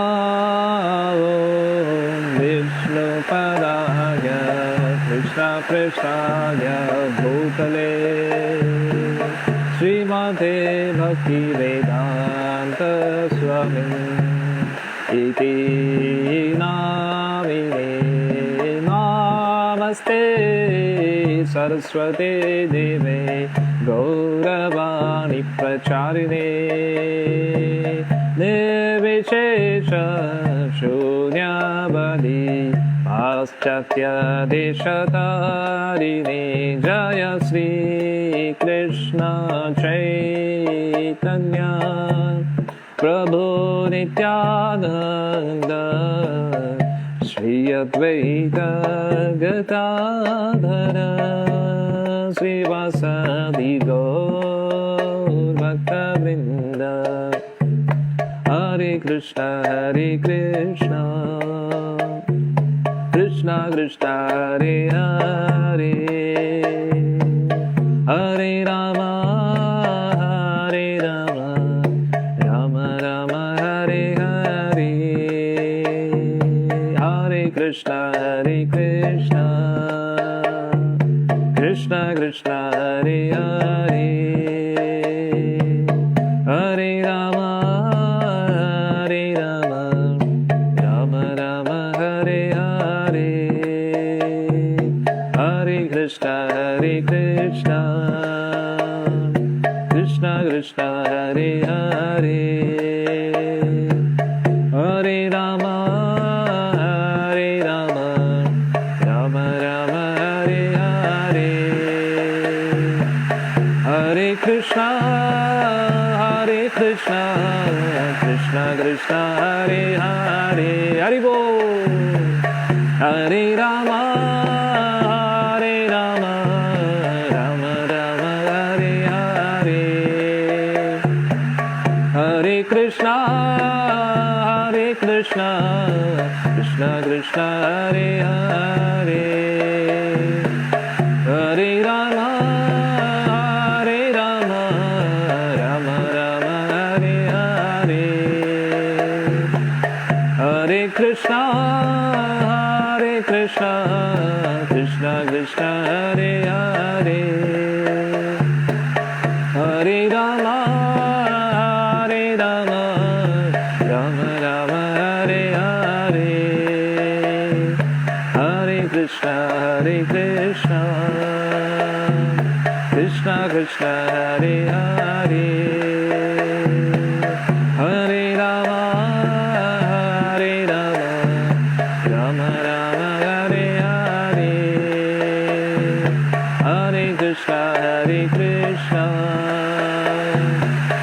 Krishna Krishna Hare Hare Hare Rama Hare Rama Rama Hare Hare Hare Krishna Krishna Krishna Hare Hare Hare Rama Hare Rama Rama Rama Hare Hare Hare Krishna Krishna Krishna Hare Hare Hare Rama Rama Rama Hare Hare Hare Krishna Krishna Krishna Hare Hare Hare Rama Rama Rama Hare Hare Hare Krishna Krishna Krishna Hare Hare Hare Rama Rama Rama Hare Hare Hare Krishna Krishna Krishna Hare Hare Hare Rama Rama Rama Hare Hare Hare Krishna Krishna Krishna Hare Hare Hare Rama Rama Rama Hare Hare Hare Krishna Krishna Hare Hare Hare Rama Rama Rama Hare Hare Hare Krishna Krishna Hare Hare Hare Rama Rama Rama Hare Hare Hare Krishna Krishna Hare Hare Hare Rama Rama Rama Hare Hare Golok हेर प्रेमधन हरिनाम संकीर्तन की जय। रामाचार्य सूर्यदास ठाकुर की जय। श्री प्रभुपाद की जय। छोटी छोटी गैया രണ്ടു വരി പാടാം അല്ലേ? छोटी छोटी गैया छोटे छोटे ग्वाल छोटा सा मेरो मदन गोपाल। छोटी छोटी गैया छोटे छोटे ग्वाल छोटा सा मेरो मदन गोपाल। छोटी छोटी गैया छोटे छोटे ग्वाल छोटा सा मेरो मदन गोपाल। छोटी छोटी गैया छोटे छोटे ग्वाल छोटा सा मेरो मदन गोपाल। आगे आगे गैया पीछे पीछे ग्वाल आगे आगे गैया पीछे पीछे ग्वाल। बीच में मेरो मदन गोपाल बीच में मेरो मदन गोपाल। छोटी छोटी लखुटी छोटे छोटे हाथ छोटी छोटी लखुटी छोटे छोटे हाथ। बंसी बजाए मेरो मदन गोपाल बंसी बजाए मेरो मदन गोपाल। बंसी बजाए मेरो मदन गोपाल। काली काली गैया गोरे गोरे ग्वाल काली काली गैया गोरे गोरे ग्वाल। श्याम बरन मेरो मदन गोपाल श्याम बरन मेरो मदन गोपाल। छोटी छोटी गैया छोटे छोटे ग्वाल छोटी छोटी गैया छोटे छोटे ग्वाल। छोटा सा मेरो मदन गोपाल छोटा सा मेरो मदन गोपाल। घास खाए गैया दूध पीबे ग्वाल, घास खाए गैया दूध पीबे ग्वाल। माखन चुराए मेरो मदन गोपाल, माखन चुराए मेरो मदन गोपाल। छोटी छोटी गैया छोटे छोटे ग्वाल, छोटी छोटी गैया छोटे छोटे ग्वाल। छोटा सा मेरो मदन गोपाल, छोटा सा मेरो मदन गोपाल। छोटी छोटी गैया छोटे छोटे ग्वाल, छोटी छोटी गैया छोटे छोटे ग्वाल। छोटा सा छोटा सा छोटा सा छोटा सा मेरो मदन गोपाल, छोटा सा मेरो मदन गोपाल। छोटी छोटी सखिया मधुबन बाल, छोटी छोटी सखिया मधुबन बाल। रास रचाए मेरो मदन गोपाल, रास रचाए मेरो मदन गोपाल, रास रचाए मेरो मदन गोपाल। छोटी छोटी गैया छोटे छोटे ग्वाल, छोटी छोटी गैया छोटे छोटे ग्वाल। छोटा सा छोटा सा छोटा सा मेरो मदन गोपाल, छोटा सा मेरो मदन गोपाल। मदन गोपाल मदन गोपाल मदन गोपाल मदन गोपाल।